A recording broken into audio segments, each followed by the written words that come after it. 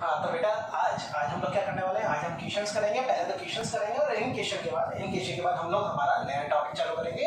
वो नया टॉपिक क्या होने वाला है बेटा, आपका परसेंटेज ऑफ कंपोजिशन आपका नया टॉपिक होने वाला है। उसके बाद हम क्या देखेंगे बेटा, एम्पिरिकल फॉर्मूला देखेंगे, मॉलिक्यूलर फॉर्मूला देखेंगे, ठीक है। और फिर अगर टाइम बचता है तो हम देखेंगे लॉ ऑफ केमिकल कॉम्बिनेशन। क्या देखेंगे बोलो, लॉ ऑफ केमिकल कॉम्बिनेशन। कितने तरह की लॉस मैंने आपको बता देंगे, 5 तरह के आपके लॉस होने वाले हैं। वो सारी चीजें हम वहां पे देखेंगे।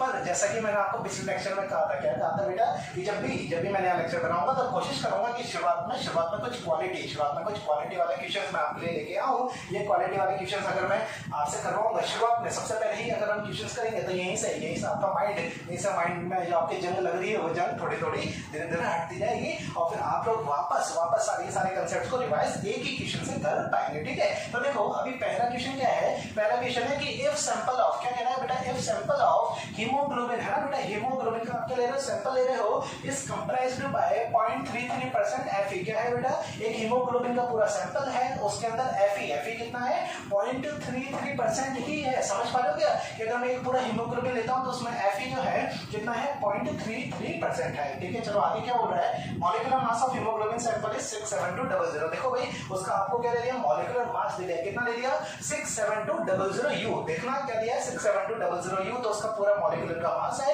उसके अंदर Fe कितना है, 0.33% आपका Fe है, ठीक है। आगे बात करें, then find out number of Fe atoms आपको बताने हैं इन वन मॉलिक्यूल। ध्यान रखना, एक मॉलिक्यूल की बात हो रही है, तो पूरा एक मॉलिक्यूल अगर हम हीमोग्लोबिन का लेते हैं तो उसमें Fe के कितने एटम्स होंगे, क्या था मैंने, कितने एटम्स होंगे, वही चीज तो हमें निकालनी है। तो चलो कैसे निकालेंगे, ध्यान से समझते जाना। देखो भाई टोटल तो मेरे पास कितना है, 67200, उसमें से Fe कितना है, 0.33% Fe आपके पास है। तो मैं ऐसा भी तो बोल सकता हूँ कि वेट ऑफ Fe, अरे बोलो ना, क्या बोलूंगा मैं, वेट ऑफ Fe कितना हो जाएगा बोलो भाई। टोटल कितना है, 67200 है, पर इसका केवल कितना 0.33%। तो 0.33% है तो क्या कर देंगे, अपॉन 100 कर देंगे क्या, तो अपॉन 100 कर दिया।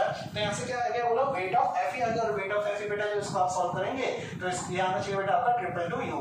कितना आना चाहिए, 222U। एक बार सॉल्व करके देख लेना। देखो मैं करके बता देता हूँ। मैं इसको पॉइंट को हटाओगे तो नीचे 2 0 जाएंगे, वो 2 0 से ये 2 0 गए, ठीक है। इनको मल्टीप्लाई करने पे जब आप 100 से डिवाइड करेंगे तो आपका 222U आपका आंसर आ जाएगा। खैर हमारा यहाँ पे एक बहुत प्यारी चीज आई है, पता है क्या प्यारी चीज आई है, कि भाई जब मैंने weight of Fe, weight of iron जब मैंने निकाला तो वेट ऑफ आयरन, वेट की यूनिट क्या होती है बोलो, वेट की यूनिट क्या होती है बोलो, बिल्कुल सही, ग्राम उसकी यूनिट होती है। वेट की क्या यूनिट होती है बेटा, ग्राम यूनिट होती है। पर यहाँ पे यूनिट क्या आ रही है, U आ रही है। बोलो ना कितनी आ रही है, U। सर ये U कैसा है, तो बेटा U देख लो ना भाई, इसी का ही तो 0.33% था। तो भाई परसेंटेज ही तो हमने लिया है, यूनिट में तो हमने कोई चेंज किया नहीं। तो भाई पहले भी U था, अभी भी कितना आएगा, U आएगा। तो सर वेट की यूनिट U तो नहीं होती, आपने बताया सर वेट की यूनिट ग्राम होती है। पर हाँ सर आपने U और ग्राम में सर आपने एक रिलेशन बता रखा है। सर वो रिलेशन है 1U या फिर ऐसा बोलो 1 AMU। अरे बात तो एक ही है ना। तो क्या होता है 1U इक्वल टू 1/Na ग्राम। अरे हाँ की ना, 1/Na ग्राम। तो उस हिसाब से इसको हम ग्राम में कन्वर्ट कर सकते हैं। खैर ये तो क्या है, वेट है, क्या है, वेट है। पर पूछा क्या है, नंबर ऑफ एटम्स पूछा। बोला ना क्या पूछा है, नंबर ऑफ एटम्स पूछा है। और नंबर ऑफ एटम्स का फॉर्मूला क्या होता है, moles into Avogadro number into atomicity. भाई एटॉमिसिटी नाम क्या लेंगे भाई, Fe तो Fe की एटॉमिसिटी तो कितनी है, 1 है। अब बात करते हैं नंबर ऑफ मोल्स की। तो नंबर ऑफ मोल्स कैसे निकालते हैं, वेट अपॉन मॉलिक्यूलर वेट। अरे बोलो ना कैसे निकालेंगे, wait upon molecular wait, wait upon molecular wait. Molecular wait किसका भाई, आयरन के बारे में हम बात कर रहे हैं। तो मतलब हम यहाँ पे क्या लेंगे, आयरन का एटॉमिक वेट लेंगे। अरे बोलो ना क्या लेंगे, एटॉमिक वेट। तो भाई फॉर्मूला क्या हुआ, number of atoms of iron. चलो मैं लिख के बता देता हूँ, नंबर ऑफ एटम्स है ना, किसके बेटा, ऑफ आयरन के किसके बराबर होंगे बेटा, ये मोल्स ऑफ आयरन। तो मोल्स ऑफ आयरन का क्या मतलब हुआ कि वेट कितना है बोलो, 222U अपॉन इसका एटॉमिक वेट कितना होता है, आयरन का पता होगा ना, 56 होता है। इनटू क्या करोगे, into Avogadro number Na into उसका एटॉमिसिटी मतलब 1 है ना। तो यहाँ पे 1 हटा दो, ठीक है। तो चलो अब ये बताओ 222U अपॉन क्या आएगा, 56U है ना। अरे भाई 56 ही तो होता है, तो 56U। अच्छा तो मेरे को ये बताओ कि भाई ये तो वेट है, वेट तो किसमें होता है, बोलो वेट तो किसमें होता है आपका, बिल्कुल सही, किसमें होता है, ग्राम में होता है। दे किसमें रखा है आपको, U में दे रखा है। तो उसको ग्राम में कन्वर्ट कर लोगे क्या, ग्राम में कैसे कन्वर्ट करोगे, तो 1/Na ग्राम। और जैसे ही इसको 1/Na लिखोगे तो Na से Na क्या हो जाएगा बोलो, Na से Na क्या हो जाएगा, खच हो जाएगा।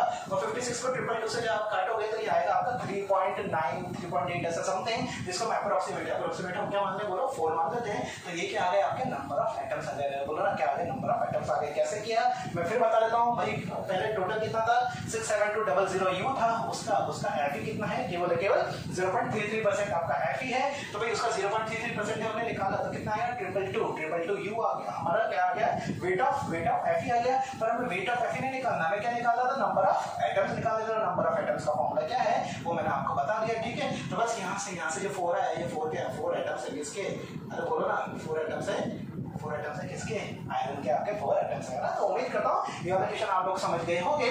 और क्योंकि अब ये वाला क्वेश्चन आप लोग समझ गए हैं तो डिट्टो सेम वैसा ही क्वेश्चन आपके लिए होमवर्क के लिए दे रहा हूँ, है ना। ये होमवर्क है वापस वही वाली बात जैसा आप लोगों ने पिछली बार किया था। हाँ पिछली बार के लिए बेटा आप लोगों को बहुत ज्यादा थैंक यू, क्योंकि अप्रोक्सीमेट जितने बच्चे आप लोगों ने देखा था लगभग हर बच्चे ने मेरे को कमेंट करके आंसर बताया था, जो बहुत ज्यादा अच्छी बात है ना, बहुत ज्यादा अच्छी बात है। इससे मुझे भी पता चलता है कि आप लोग बहुत ध्यान से लेक्चर देख रहे हैं और बहुत अपने फ्यूचर के लिए बिल्कुल डेडिकेटेड है, ठीक है। तो चलो हमारा क्वेश्चन क्या है जो आपका होमवर्क है, जो जैसा मैंने आपको बताया था नंबरिंग वैसे ही आपको कर दिए। जैसे भाई ये पहला क्वेश्चन है होमवर्क का, तो क्वेश्चन नंबर 1 जब कमेंट में बताओ तो क्वेश्चन नंबर 1, फिर ये दूसरा एक और मैं होमवर्क दूंगा, ये भी क्या करोगे क्वेश्चन नंबर 2, ठीक है। तो देखो एक बार क्वेश्चन क्या है, find out number of magnesium atoms in a sample of chlorophyll. अब देख लो क्या कह रहा है, अब वो क्लोरोफिल पे आ गया। पहले क्या था भाई हीमोग्लोबिन था, हीमोग्लोबिन में कौन सा मेटल प्रेजेंट है, Fe प्रेजेंट है। क्लोरोफिल में कौन सा मेटल प्रेजेंट होता है आपका मैग्नीशियम होता है, ठीक है। क्या होता है मैग्नीशियम। तो देखो क्या कह रहा है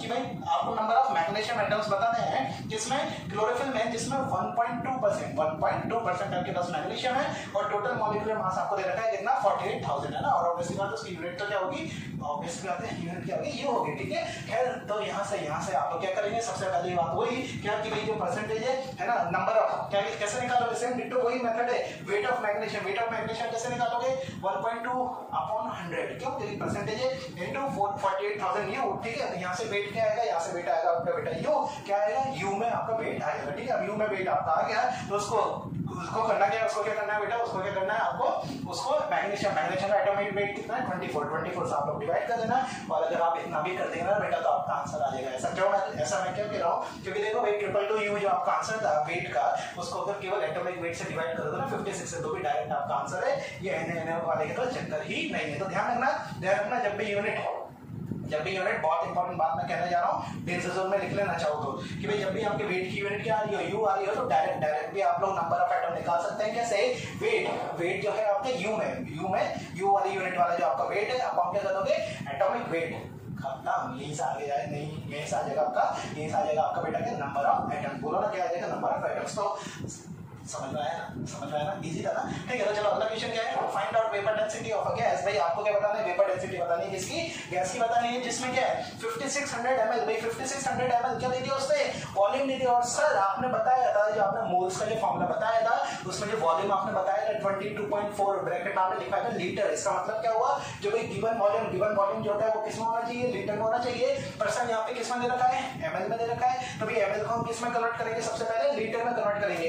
लीटर में कन्वर्ट करेंगे तो यहाँ से क्या आ जाएंगे हमारे पास मोल्स आ जाएंगे। मोल्स कैसे आएंगे, तो सर गिवन वॉल्यूम हमें पता है अपॉन 22.4 हम कर देंगे तो यहाँ से क्या आ जाएगा सर हमारे पास मोल्स आ जाएगा। और सर अब हमारे पास मोल्स आ गया तो सर अब आगे भी तो क्वेश्चन पढ़ लेते हैं। देखो आगे क्वेश्चन क्या है, एट HTP इक्वल टू 15 ग्राम, मतलब उसका वेट भी आपको दे रखा है, कितना दे रखा है बोलो 15 ग्राम है ना, 15 ग्राम आपको वेट दे रखा है। तो भाई मोल्स का एक और फॉर्मूला होता है वेट की टर्म्स में, क्या होता है वेट अपॉन एटॉमिक वेट। तो भाई वेट हमें दे रखा है अपॉन एटॉमिक वेट बोलो या मॉलिक्यूलर वेट बोलो, है ना। क्या बोलेंगे भाई, गैस है तो मॉलिक्यूलर वेट आप लोग बोलो, क्योंकि मॉलिक्यूल ही होगा, गैस है तो मॉलिक्यूल ही होगा, इससे O2 हो गया N2 हो गया, ठीक है। तो फिर अभी हम बात करते हैं तो फॉर्मूला क्या होगा, weight upon molecular weight equal to क्या होगा, जो अभी हमने मोल्स निकाले, कैसे निकाले, गिवन वॉल्यूम अपॉन 22.4 करके यहाँ से मोल्स निकाल दिए, किसके बराबर कर दिए, वेट अपॉन मॉलिक्यूलर वेट के बराबर कर दिए।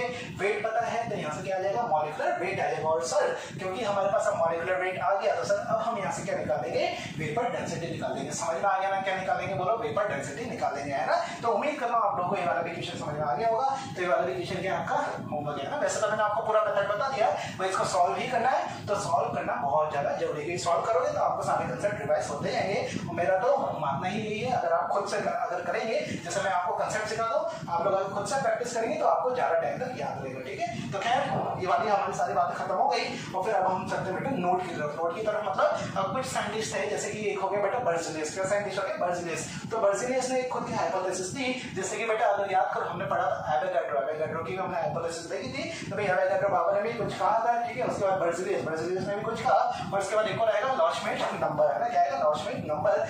खैर वहां तक भी जाएंगे, पहले सबसे पहले बर्ज़ेलियस की बात हम पढ़ लेते हैं कि बर्ज़ेलियस बाबा ने ऐसा भी क्या कह दिया। तो अगर आपको क्लास 10 में बेटा अगर थोड़ा बहुत अगर आपको याद हो, कार्बन एंड इट्स कंपाउंड करके एक चैप्टर हुआ करता था, मतलब ऑर्गेनिक केमिस्ट्री का जो सबसे पहला चैप्टर जिसको हम बोलते हैं कि भाई सबसे पहली बार जब आपने पढ़ी अच्छी क्लास में 10th क्लास में जब आपने पढ़ी तो वो थी 10th क्लास में कार्बन एंड इट्स कंपाउंड करके आपका चैप्टर था। वहाँ पे आपको आपके जो भी फैकल्टी थे उन्होंने आपको बताया होगा कि बर्ज़ेलियस बाबा से ही तो सारी बातें चालू हुई थी। तो क्या बर्ज़ेलियस ये वही वाला है। अभी हम बात करते हैं इस वाले चैप्टर में बर्ज़ेलियस बाबा ने क्या कहा, तो चलो देखते हैं भाई। अकॉर्डिंग टू बर्ज़ेलियस हाइपोथेसिस, बर्ज़ेलियस के हाइपोथेसिस के according equal volume of gases, भाई अगर हम इक्वल वॉल्यूम लेते हैं जिसका गैस का under similar condition of temperature and pressure at STP, ध्यान रखें बहुत इंपॉर्टेंट बात है क्या है कि भाई इक्वल वॉल्यूम ऑफ गैस अगर आप लेते हो under similar condition of temperature and pressure having same number of atom, है ना, क्या कह रहा है? Having same number of atom. ध्यान रखना सेम, जिसके क्या हो सेम नंबर ऑफ एटम्स हो, ठीक है। तो आगे क्या बोल रहा है? It is only true when gases have same atomicity. तो कहना ये चाह रहा है कि भाई नंबर ऑफ एटम्स आपके क्या होने वाले हैं? सेम होने वाले हैं। किन के लिए सेम होने वाले हैं? किन के लिए सेम होने वाले हैं? जिनका भाई इक्वल वॉल्यूम है किस पे? At same temperature and pressure. अरे बोलो ना क्या है? इक्वल वॉल्यूम है at same temperature and pressure. ये आपके बर्ज़ेलियस बाबा ने कहा कि भाई उनका नंबर ऑफ एटम भी क्या होगा? बोलो सेम होगा। क्या होगा? नंबर ऑफ एटम भी उसका क्या होगा? सेम होगा। अरे ठीक है क्या? चलो देखते हैं। ये बात ध्यान रखना, ये ब्रैकेट में मैंने एक बात लिख रखी है, ब्रैकेट में ब्रैकेट में मैंने बेटा एक बात लिख रखी, क्या? It is only true when gases have same atomicity. भाई अगर गैस की एटॉमिसिटी क्या है? सेम है, तो ये वाली बात ट्रू रहेगी। ध्यान रखिए। देखो एग्जांपल मैंने आपको बता रखा है 22.4 लीटर अगर आप लेते हो किसका? NH3 का एट HTP। ध्यान रखना HTP मैंने यहाँ पे नहीं लिखा पर ध्यान रखना HTP पे ही हम बात उसकी करने वाले हैं। तो भाई 22.4 लीटर NH3 का आप लोग HTP पे, तो एक बात मेरे को बता दो ना, क्या बता दो कि भाई अगर 22.4 लीटर अगर आपके पास वॉल्यूम है, क्या था मैंने 22.4 लीटर अगर आपके पास गिवन वॉल्यूम है तो यहाँ से मोल्स कितना आ जाएंगे? 22.4 अपॉन 22.4 मतलब एक मोल। तो कहना क्या चाह रहा है कि एक मोल NH3 अगर आप HTP पे लेते हैं तो उसके नंबर ऑफ एटम्स आपके कितने होने वाले हैं? तो नंबर ऑफ एटम्स का आपका फॉर्मूला क्या था? नंबर ऑफ एटम्स का फॉर्मूला पता है क्या? फॉर्मूला है moles into Avogadro number into atomicity, है ना। मोल्स कितना है? 1 है इनटू एवोगाड्रो नंबर मतलब Na इनटू एटॉमिसिटी कितनी है भाई? 1 + 3 मतलब 4। तो कितना हो गया? 4 Na हो गया। अरे बोलो ना कितना हो गया? 4 Na हो गया। अब वो कहना क्या चाह रहा है कि अगर आप सेम वॉल्यूम लेते हो मतलब वापस कितना वॉल्यूम ले लिया आपने? 22.4 लीटर आपने वॉल्यूम ले लिया, है ना। एटॉमिसिटी दोनों जगह सेम होनी चाहिए। तो देख लो यहाँ पे भी एटॉमिसिटी कितनी है? 3 + 1 कितनी है? 4 है। यहाँ पे भी कितनी है? 3 + 1 मतलब 4 है। तो भाई एटॉमिसिटी भी सेम है, ठीक है। HTP कंडीशन है मतलब टेम्परेचर प्रेशर वाली बात सेम है, ठीक है। वॉल्यूम भी दोनों जगह सेम है, तो नंबर ऑफ एटम भी क्या आएंगे? दोनों जगह सेम आएंगे। देख लो कितना आ रहा है? 4 Na एटम्स आप बिल्कुल दोनों के दोनों सेम आ रहे हैं। बात करते हैं कि सर ये 4 Na वैसे तो आपने डायरेक्ट लिख दिया बर्ज़ेलियस के अकॉर्डिंग, पर हमें सॉल्व तो करके बताओ। तो देख लो एक बार सॉल्व करके देख लो भाई, सेम वही तरीका है। 22.4 लीटर आपके पास वॉल्यूम है अपॉन 22.4 करोगे, इससे कितने मोल्स आएंगे बेटा? आपके पास 1 मोल्स आएंगे। अब 1 मोल्स इनटू एवोगाड्रो नंबर कितना है? Na इनटू एटॉमिसिटी कितनी है? 3 + 1 4, ठीक है। तो यहाँ से क्या आ गया? नंबर ऑफ एटम्स आ गया। नंबर ऑफ एटम कितना है? 4 Na आ गया। तो बोलो ना कितना आ गया? 4 Na आ गया। नहीं समझ में आया क्या? कोई बात नहीं, एक और एग्जांपल देख लो यार, एग्जांपल की कमी नहीं है, समझ में आना चाहिए, ठीक है। तो चलो एक और एग्जांपल देख लो। सेम वही 22.4 लीटर अगर आप ले रहे हो, क्या लेना बेटा? O2 ले लेते। चलो O2 एट HTP, है ना। एट HTP अगर आप लेते हो तो ये कितने नंबर ऑफ एटम्स इसके आएंगे? बताओ कितने नंबर ऑफ एटम्स आएंगे? अगर मान लो मैं इसको पहले से अगर आपको नंबर ऑफ एटम्स दे दूं कि 2 Na एटम्स इसके आ रहे हैं, अगर मान लो मैंने पहले से आपको एटम्स दे दिए कि 2 Na एटम्स आ रहे हैं और मैं आपसे पूछ रहा हूं 22.4 लीटर H2 एट HTP, तो इसके नंबर ऑफ एटम बताओ। तो आप देखते कि बता देंगे कितने एटम्स हैं भाई? 2 Na एटम्स इसके आने वाले हैं। अब बता दें सर इसके 2 Na एटम्स कैसे है? तो सेम वही तरीका है। क्या तरीका है? सबसे पहले क्या निकालोगे? Number of moles. भाई ध्यान रखो ना यार, नंबर ऑफ एटम्स का तो एक ही तो फॉर्मूला है। वो नंबर ऑफ एटम्स के फॉर्मूला को बार-बार पूछते रहोगे तो भाई फॉर्मूला थोड़ी चेंज हो जाएगा। अरे समझ रहे हो ना, आप लोग इंसान पैदा हुए हो, भले जैसे जैसे एज बढ़ती जाएगी तो भी इंसान ही तो रहोगे, अरे है ना, ठीक है। हाँ आ जाओ वापस इधर आ जाओ। तो भाई मैं क्या कर रहा हूँ 22.4 लीटर अगर मैं O2 लेता हूँ एट HTP तो इसका नंबर ऑफ एटम कितना है बेटा 2 है, मेरे पास नंबर ऑफ एटम आया है। कैसे आया है तो भाई ध्यान रखें गिवन वॉल्यूम कितना है 22.4 अपॉन क्या आएगा 22.4 है ना, पता है ना मोल्स का ये तो फॉर्मूला था। तो मोल्स कितना आ गया यहाँ से 1 आ गए इनटू एवोगाड्रो नंबर क्या है Na इनटू एटमसिटी O2 की एटमसिटी कितनी है 2 है, बस खत्म। 2 इनटू 1 इनटू n मतलब 2 Na इसके एटम्स आते हैं। नंबर ऑफ एटम्स की बात हो रही है, ध्यान रखें नंबर ऑफ एटम्स की बात यहाँ पे हो रही है, ठीक है।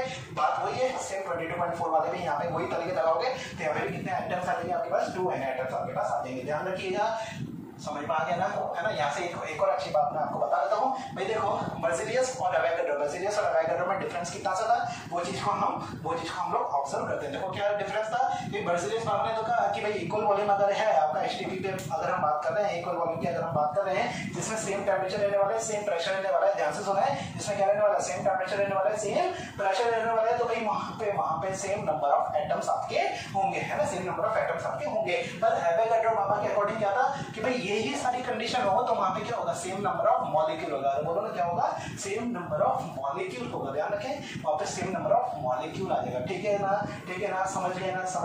तो भाई ये नंबर ऑफ एटम्स है, नंबर ऑफ मॉलिक्यूल अगर मैं सेम इन्हीं चारों चीजों की अगर मैं नंबर ऑफ मॉलिक्यूल अगर मैं कंपेयर करता जैसे भाई इन दोनों के अगर आप निकालोगे तो नंबर ऑफ मॉलिक्यूल सेम आएंगे, इन दोनों का नीचे के ये दोनों का निकालोगे तो नंबर ऑफ मॉलिक्यूल आपके सेम आएंगे, किसके अकॉर्डिंग एवोगाड्रो बाबा के अकॉर्डिंग, समझ गए ना।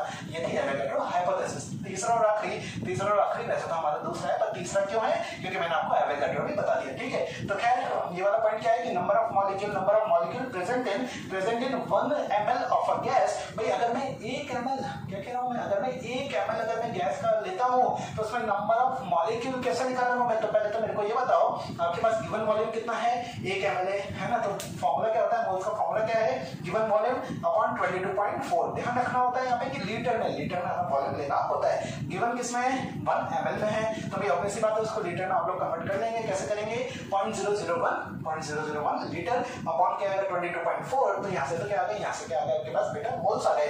पूछ क्या रहे हैं नंबर ऑफ मॉलिक्यूल, तो नंबर ऑफ मॉलिक्यूल कैसे निकालोगे, तो एक और फॉर्मूला है मोल्स का, क्या फॉर्मूला है number of molecule upon Avogadro number equal to क्या कर दोगे गिवन वॉल्यूम जो 1 ml गिवन है जिसको हम 0.001 लीटर बोले हैं अपॉन क्या करोगे 22.4, है ना, समझ गए ना। तो यहाँ से क्या निकाल दोगे नंबर ऑफ मॉलिक्यूल, और यहाँ से जब आप नंबर ऑफ मॉलिक्यूल जब आप निकालेंगे वैल्यूज पुट करके तो आपका जो वैल्यू आएगी वो वैल्यू आने वाली है 2.68 into 10 की पावर 19। प्लीज ध्यान रखें 2.68 into 10 पावर 19 या कई बुक्स में उसको 2.7 भी वो लिख दिया करता है। तो ध्यान रखें इस तरीके से डायरेक्ट भी क्वेश्चन आ सकता है कि भाई लॉ श्मिट नंबर जो है उसकी वैल्यू कितनी होती है। जैसे कि बेटा आपका क्या है एवोगाड्रो नंबर की जो वैल्यू है 6.022 into 10 की पावर 23। जैसे कि बेटा आप लोगों को वाली वैल्यू ध्यान है तो प्लीज ये वाली वैल्यू आप लोग ध्यान रखिएगा, समझ में आया ना। तो उम्मीद करता हूं ये वाला तो सारा बेसिक था, ये वाला तो सारा आपको समझ में आ ही गया होगा। अब हम हमारा आज का टॉपिक चालू करने वाले क्या परसेंटेज ऑफ एलिमेंट कंपोजिशन, है ना, क्या बोलेंगे परसेंटेज ऑफ एलिमेंट कंपोजिशन। जैसे कि मैंने आपको शुरुआत में पहले ही लेक्चर में मैंने आपको एक बहुत बेहतरीन एग्जांपल दिया भी था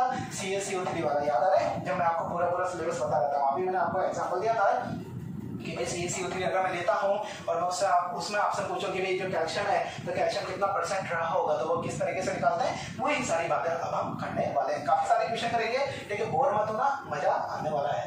बेटा हमारा नया टॉपिक है परसेंटेज ऑफ कंपोजिशन, है ना। परसेंटेज ऑफ कंपोजिशन मतलब कहने वाला समझिए ना कि कोई आपको कंपाउंड दे देगा, उस कोई कंपाउंड में आपको कोई एक एलिमेंट का आपको क्या बताना है, बोलो परसेंटेज आपको बताना है, समझिए ना। इसी फंक्शन में बात करें तो एग्जांपल के थ्रू हम लोग समझने की कोशिश करेंगे, पर उसके पहले एक उसका फॉर्मूला देख लेते हैं। देखो इजी सा फॉर्मूला है, रटने वाली जरूरत नहीं है, आप लोग फॉर्मूला देखोगे यहीं से आपको समझ में आ जाएगा कि हमें ऐसा ही कुछ ना कुछ होने वाला इसमें होगा। देखो क्या करेंगे भाई जिस एलिमेंट का आपको परसेंटेज निकालना है किसके बराबर होगा, उसका जो आपको वेट दे रखा है, बोलो ना क्या दे रखा है, उसका जो वेट दे रखा है एलिमेंट का अपॉन क्या करोगे पूरे कंपाउंड का या तो उसका वेट दे रखा होगा, अगर वेट नहीं दे रखा पूरे कंपाउंड का तो उसका मोलर मास का आप लोग को निकालना आता ही होगा, ठीक है। इनटू 100 कर दोगे तो क्या आ जाएगा, बोलो परसेंटेज आपका आ जाएगा, समझिए ना। नहीं समझे तो क्वेश्चन के थ्रू हम लोग समझने की कोशिश किया करते हैं, ठीक है। तो देखो क्वेश्चन क्या है, calculate percentage of carbon and hydrogen C and H in CH4। भाई CH4 के अंदर आपको क्या बताना है, बोलो CH4 के अंदर आपको बताना है कार्बन और हाइड्रोजन को आपको बताना है, बोलो क्या बताना है, परसेंटेज बताना है, ठीक है। तो आप कैसे बताएंगे, देखो इजी सा है। सबसे पहले क्या करोगे percentage of carbon in CH4 किसके बराबर होगा बोलो, weight of element. Weight of element मतलब वेट ऑफ कार्बन। अब सर वेट ऑफ कार्बन हम कैसे बताएंगे, तो यहाँ से बहुत ही ज्यादा इंपॉर्टेंट चीज मैं आपको सिखाने वाला हूँ, प्लीज सीखने की कोशिश करना, ठीक है, सीखने की कोशिश करना। देखो क्या करेंगे, कुछ भी नहीं दे रखा होता ना शुरुआत में, कुछ भी नहीं दे रखा होता शुरुआत में, तो आपको पता है मैथ्स हम लोग क्या करना है, उसको साले को अज्यूम कर लो, क्या कर लो, साले को अज्यूम कर लो, ठीक है। तो क्या करेंगे, लेट मोल्स ऑफ CH4 कितना मान लोगे बोलो, कितना मान लोगे बोलो, एक मोल आप उसका, एक मोल मान लो कि भाई इतना उसके पास CH4 के पास मोल रहा होगा। ध्यान से सुनना भाई, पूरे CH4 के पास अगर एक मोल है तो कार्बन के भी कितने हो जाएंगे, एक मोल हो जाएंगे, पर हाइड्रोजन के कितने मोल्स होंगे, बिल्कुल सही, कितने मोल होंगे भैया, 4। ध्यान रखें कितने मोल्स होंगे बेटा, 4 मोल्स होने वाले। तो बताओ,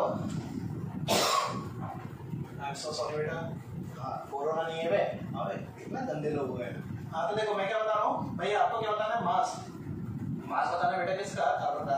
एक्चुअली क्या होता है बेटा, हम लोग यूट्यूब के तो लेक्चर्स बनाते हैं, साथ के साथ आपके ऑनलाइन प्लेटफॉर्म पे भी क्लासेस मैं रेगुलर लिया करता हूँ। रोज के करीब 2 लेक्चर्स आ जाते हैं, 2 या 3 लेक्चर्स भी कभी आ जाते हैं, तो उसमें बहुत ज्यादा चिल्लाना पड़ता है, ठीक है। क्योंकि हम लोग भी देखो, एक बात आप लोगों को क्लियर बता दो, हम लोग की आदत नहीं है ऑनलाइन की हम लोग की आदत नहीं है, ठीक है। धीरे धीरे हम लोग भी सीख रहे हैं, धीरे आप लोग भी सीख रहे हैं, ऐसे ही रेफरेंस चलता जाएगा और ऐसे ही कारवा बढ़ता जाएगा, ठीक है। तो खैर अभी देखो वापस हमारे टॉपिक पे आ जाते हैं, है ना। तो देखो कि हमारा टॉपिक क्या है, हमें क्या बताना है, मास ऑफ कार्बन हमें बताना है। तो मास ऑफ कार्बन हम कैसे बताएंगे, मोल्स हमें पता है, मोल्स कितने पता है कार्बन की, 1 मोल हमें पता है। मोल्स का फॉर्मूला होता है, क्या फॉर्मूला होता है, weight upon atomic weight. Atomic weight मैं क्या ले रहा हूँ, क्योंकि मैं केवल C की बात में कर रहा हूँ, ठीक है। ध्यान से सुनना, मास ऑफ कार्बन में कैसे निकालूंगा, moles into atomic weight. Moles कितने आए थे कार्बन के बोलो, 1 आए थे, है ना, 1 आए थे। अभी आप लोग जब नोट्स बना रहे हो तो वहाँ पे ये बात लिखते जाना, मोल्स ऑफ कार्बन 1, है ना। मोल्स ऑफ हाइड्रोजन कितने लिखोगे बेटा, बोलो कितने लिखोगे, 4 लिखोगे। 4 कैसा है वो बात समझ गए ना, नहीं समझे तो मैं फिर बताता हूँ भाई। पूरे CH4 का मोल कितना है, 1 मोल है, तो भाई उसका जो स्टोइकोमेट्रिक कोएफिशिएंट जो होता है वो इसके मोल्स हो जाते हैं। जैसे कि अगर मैं कार्बन की बात करूँ तो कार्बन का कितना है, नीचे कितना है, 1 है, तो बस कितना हो गया, 1 हो गया। हाइड्रोजन के नीचे कितना है बोलो, हाइड्रोजन के नीचे कितना है, 4 है। एटॉमिसिटी की बात कर रहा हूँ मैं, स्टोइकोमेट्रिक कोएफिशिएंट की एटॉमिसिटी की मैं बात कर रहा हूँ। तो भाई हाइड्रोजन के नीचे कितना है, 4 है, तो उसके मोल्स कितने हो जाएंगे, 4 मोल्स हो जाएंगे। क्या अभी मास ऑफ कार्बन मैं निकाल लेता हूँ, मास ऑफ कार्बन मैं कैसे निकालूंगा, moles of carbon into atomic weight. Atomic weight कितना बोलो, 12, इसका कितना आगे बोलो, 12 ग्राम। मेरे पास क्या आगे बोलो, मास ऑफ कार्बन आ गया। वेट ऑफ एलिमेंट मेरे को पता चल चुका है, ठीक है। मोलर मास ऑफ कंपाउंड मेरे को पता है, CH4 है तो कितना आएगा बोलो, 16, कितना आएगा, 16 नंबर आ जाएगा, ठीक है, समझ गया ना। चलो आगे देखो क्या निकालेंगे, मास ऑफ बोलो, मास ऑफ हाइड्रोजन। तो मास ऑफ हाइड्रोजन किसके बराबर हो जाएगा बोलो, कितना हो जाएगा, मास ऑफ हाइड्रोजन किसके बराबर हो जाएगा भाई। सबसे पहले मोल्स कितने निकाले, अभी हमने कितने निकाले बोलो, 4 निकाले क्या, 4 इंटू, है ना, कितना 4 इंटू क्या करेंगे, बिल्कुल सही, 4 इंटू क्या करेंगे बेटा, 1 करेंगे, है ना। तो ये कितना आ गया, ये कितना आ गया बोलो, 4 ग्राम आ गया। अच्छा यहाँ पे ध्यान रखना, जो बच्चे अभी दिमाग में सोच रहे हैं कि यहाँ पर 2 आता है, जब सर की मर्जी होती है 1 ले लेते हैं, जब सर की मर्जी होती है 2 ले लेते हैं, तो बेटा ऐसा नहीं है। प्लीज दिमाग में एक बात बैठा लें बहुत अच्छी तरीके से। एटम की बात होगी तो हाइड्रोजन का 1 लेंगे, इसके मॉलिक्यूल की, अगर हाइड्रोजन के मॉलिक्यूल की बात हो रही है, मतलब H2 की बात हो रही है, तो हम क्या लेंगे, 2 लेंगे। प्लीज बार बार कंफ्यूज ना हुआ करें, ठीक है। तो चलो देखो भाई, इसका वेट कितना है बोलो, इसका वेट कितना है, 4 ग्राम इसका वेट आ गया। बस अब क्या करना है, फॉर्मूला में वैल्यू रखनी है, तो बस परसेंटेज, सबसे पहले क्या बताएंगे, परसेंटेज कार्बन का परसेंटेज कितना बताओगे भाई, 12 ग्राम मेरे को पता है। अपन मोलर मास कितना है, 16 है, इंटू क्या कर दोगे बोलो, इंटू क्या कर दोगे, 100 कर दोगे, ठीक है। और क्या है, एक और क्या है, परसेंटेज ऑफ क्या है बोलो, हाइड्रोजन, वो कैसे निकालोगे, 4 ग्राम मेरे को पता है, अपन टोटल कितना है, 16 इंटू क्या कर दोगे बोलो, 100 आप कर दोगे। समझ गए ना, इजी सा तरीका था। इसको सोल्व करोगे तो बेटा क्या आ जाएगा आपका 75%, और ये कितना आएगा बोलो, ये कितना आएगा बेटा 25%। अरे ओ भैया, ओ यूट्यूब के भैया, ओ इंस्टाग्राम के भैया, ओ फेसबुक के भैया, और ओ टिकटॉक के भैया, अरे भाई एक चीज प्लीज ध्यान रखें, परसेंटेज मैक्सिमम ये कितनी हो सकती है, 100 हो सकती है। कितनी हो सकती है, मैक्सिमम कितनी हो सकती है, 100 हो सकती है। चाहे वहां पे एक एलिमेंट हो, चाहे 2 हो, चाहे 3 हो, चाहे 4 हो, चाहे 5 हो, चाहे 6 हो, कितने भी हो, सबका जब परसेंटेज आप प्लस करोगे, सबका जब परसेंटेज का आप कैलकुलेशन करोगे, तो 100 से ज्यादा कतई बिल्कुल नहीं जाना चाहिए। प्लीज ध्यान रखें, बहुत इंपॉर्टेंट बात मैंने बोल दी बेटा। तो देख लो 75 + 25 भी कितना जाएगा, 100 जाएगा। कितना जाएगा, 100 जाएगा। अगर 100 से ज्यादा जा रहा है, या फिर ऐसा बोलो दोनों का सम 100 नहीं आ रहा है तो आपने कहीं ना कहीं 100% आपने गलती की है। समझ गए ना, समझ गए ना, बहुत इंपॉर्टेंट बात बीच बीच में बोल जाता हूँ। इसको डेंजर जोन में लिख लिया करें या फिर अपने दिमाग में बिल्कुल क्रिस्टल क्लियर तरीके से समझ के याद रखिया करें, ठीक है। तो खैर अगला क्या है C6H12O6। मैंने पूरा लंबा चौड़ा क्वेश्चन नहीं लिखा, आप लोग समझ गए होंगे। इसमें भी क्या बताना है आपको, कार्बन का बताना है, हाइड्रोजन का बताना है और ऑक्सीजन का बताना है। सेम सेम सेम वही तरीके से हम करेंगे। क्वेश्चन दे रखा तो साले को कितना मान लो, 1 मोल आप लोग मान लो, पूरे को 1 मोल मान लोगे, एक पूरे को 1 मोल मान लोगे तो भाई कार्बन के कितने मोल हो जाएंगे, 6 हो जाएंगे। सर कैसे 6 हुए, तो उसकी एटॉमिसिटी कितनी है, 6 है। हाइड्रोजन कितने होंगे, बोलो हाइड्रोजन कितने होंगे, 12 होंगे, बिल्कुल सही। ऑक्सीजन कितने होंगे, ऑक्सीजन कितने होंगे बेटा, 6 होंगे। समझ गए ना, समझ गए ना, ठीक है। अब बात करें पूरे मोलर मास की, तो भाई सर ये तो ग्लूकोज है, सर तो ग्लूकोज, और इसका सर दिमाग में बिल्कुल क्रिस्टल क्लियर बिल्कुल बैठ चुका है, सारा निकलता ही दिमाग से कितना 180 कितना होता है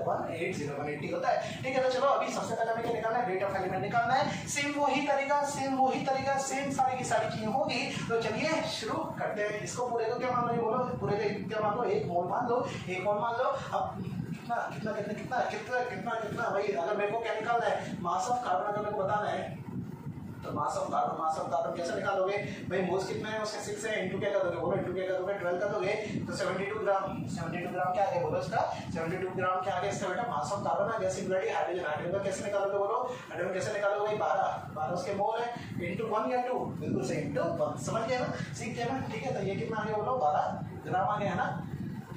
उसके बाद बात करें बेटा ऑक्सीजन की, तो ऑक्सीजन कितना बोलोगे, बोलो 6, उसके मोल्स हैं, इनटू क्या करोगे 16 कर दोगे। 16 ही किया है, 32 नहीं किया है, बार नहीं बताऊंगा, प्लीज ध्यान रखेंगे, है ना।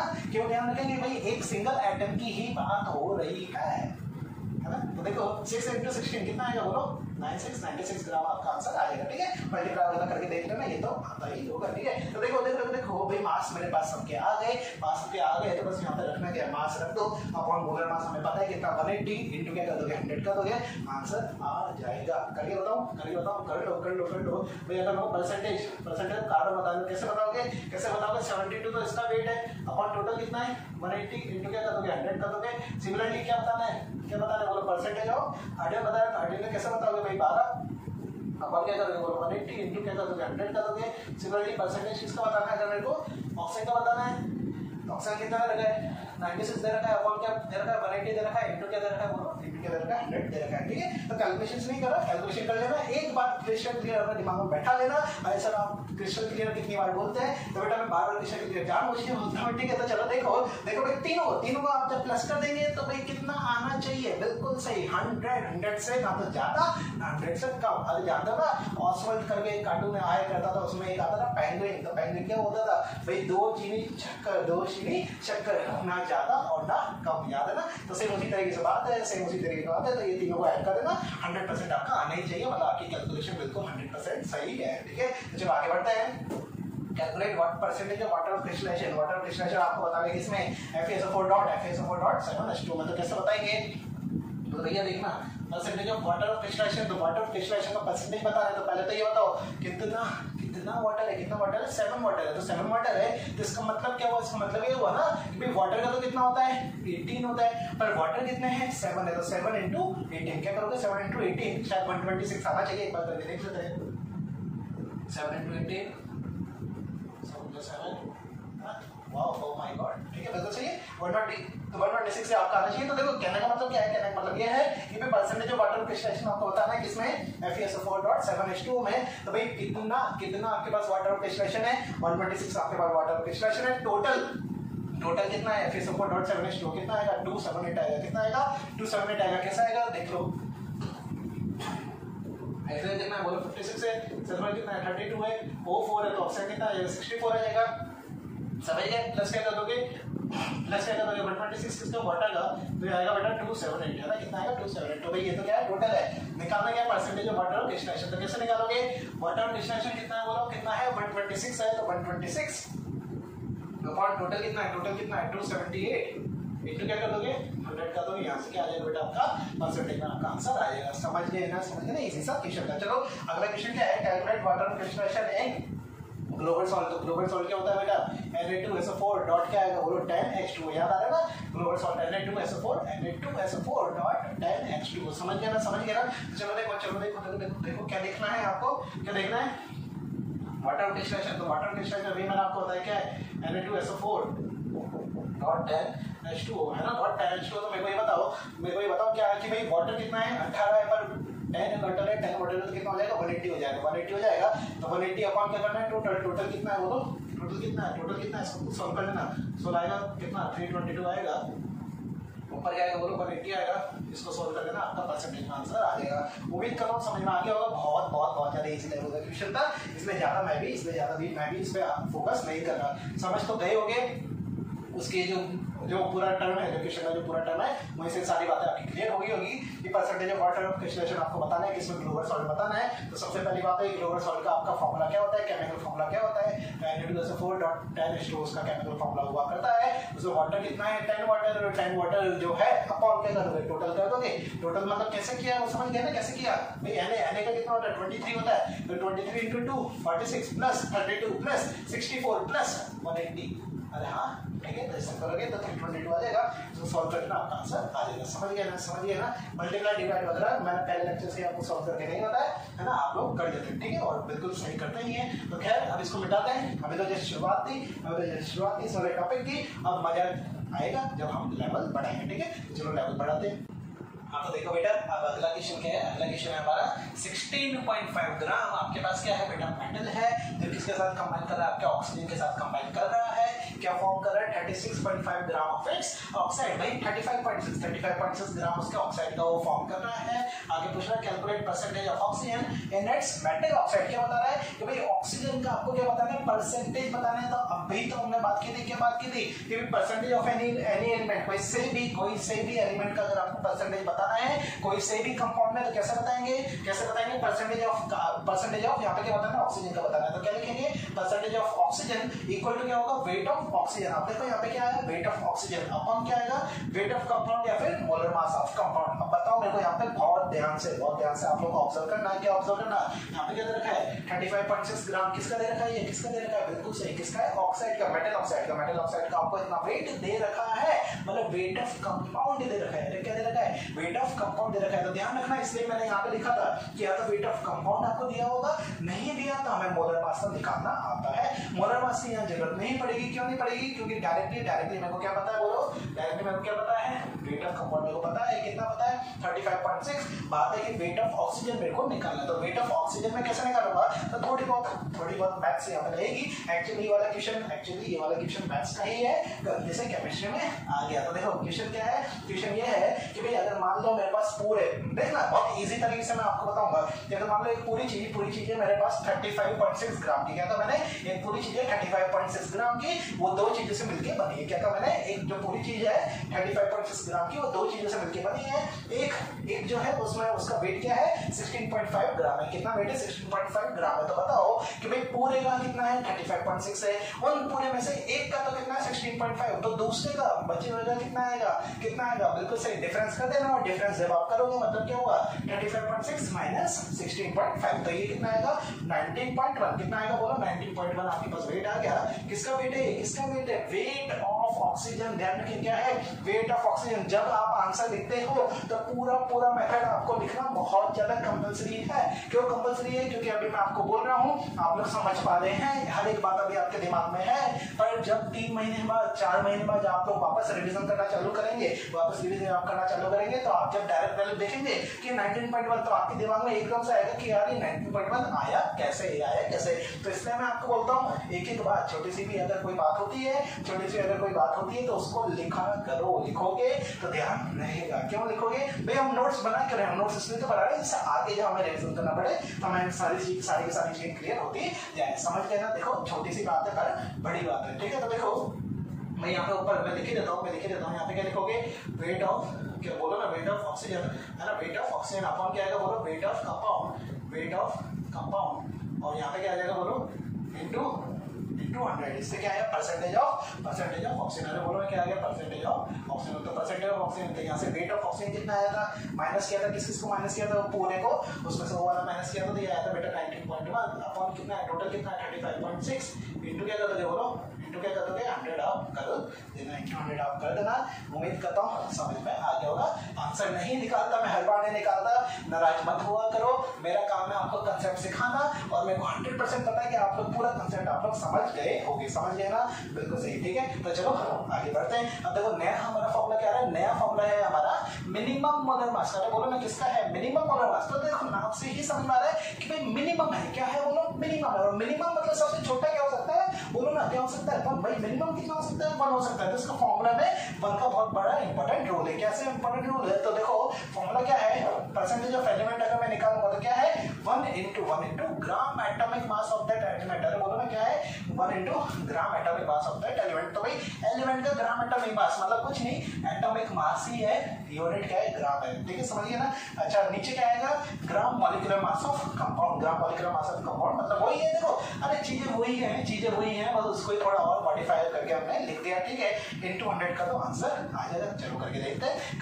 फॉर्मूला तो समझ गए ना, यहाँ पे 1 की जगह मैं एक और क्या लिख सकता था, 1 की जगह अगर मैं यहाँ पे एटॉमिसिटी लिखता, बोलो ना क्या लिखता मैं, एटॉमिसिटी लिखता, तो यही फॉर्मूला कौन सा वाला फॉर्मूला हो जाता, ये वाला फॉर्मूला हो जाता। करके देख लेना क्या फॉर्मूला हो जाता है, परसेंटेज ऑफ एलिमेंट। अगर वो कोई से भी एलिमेंट का अगर वो परसेंटेज बताना है तो क्या करना होता है, कितनी उसकी एटॉमिसिटी है, जैसे कि C6H12O6 क्या कहा मैंने, जैसे कि C6H12O6 इसमें अगर मेरे को कार्बन का अगर मेरे को परसेंटेज बताना है ना, तो एक फॉर्मूला ये भी कर सकते हो क्या कि भाई atomicity into gram atomic mass of element. Atomicity कितनी है कार्बन की, 6 कार्बन है तो 6 उसकी एटॉमिसिटी हो गई, तो 6 into 12 है ना, 6 into 12 क्यों, क्योंकि एटॉमिक मास में रखना है।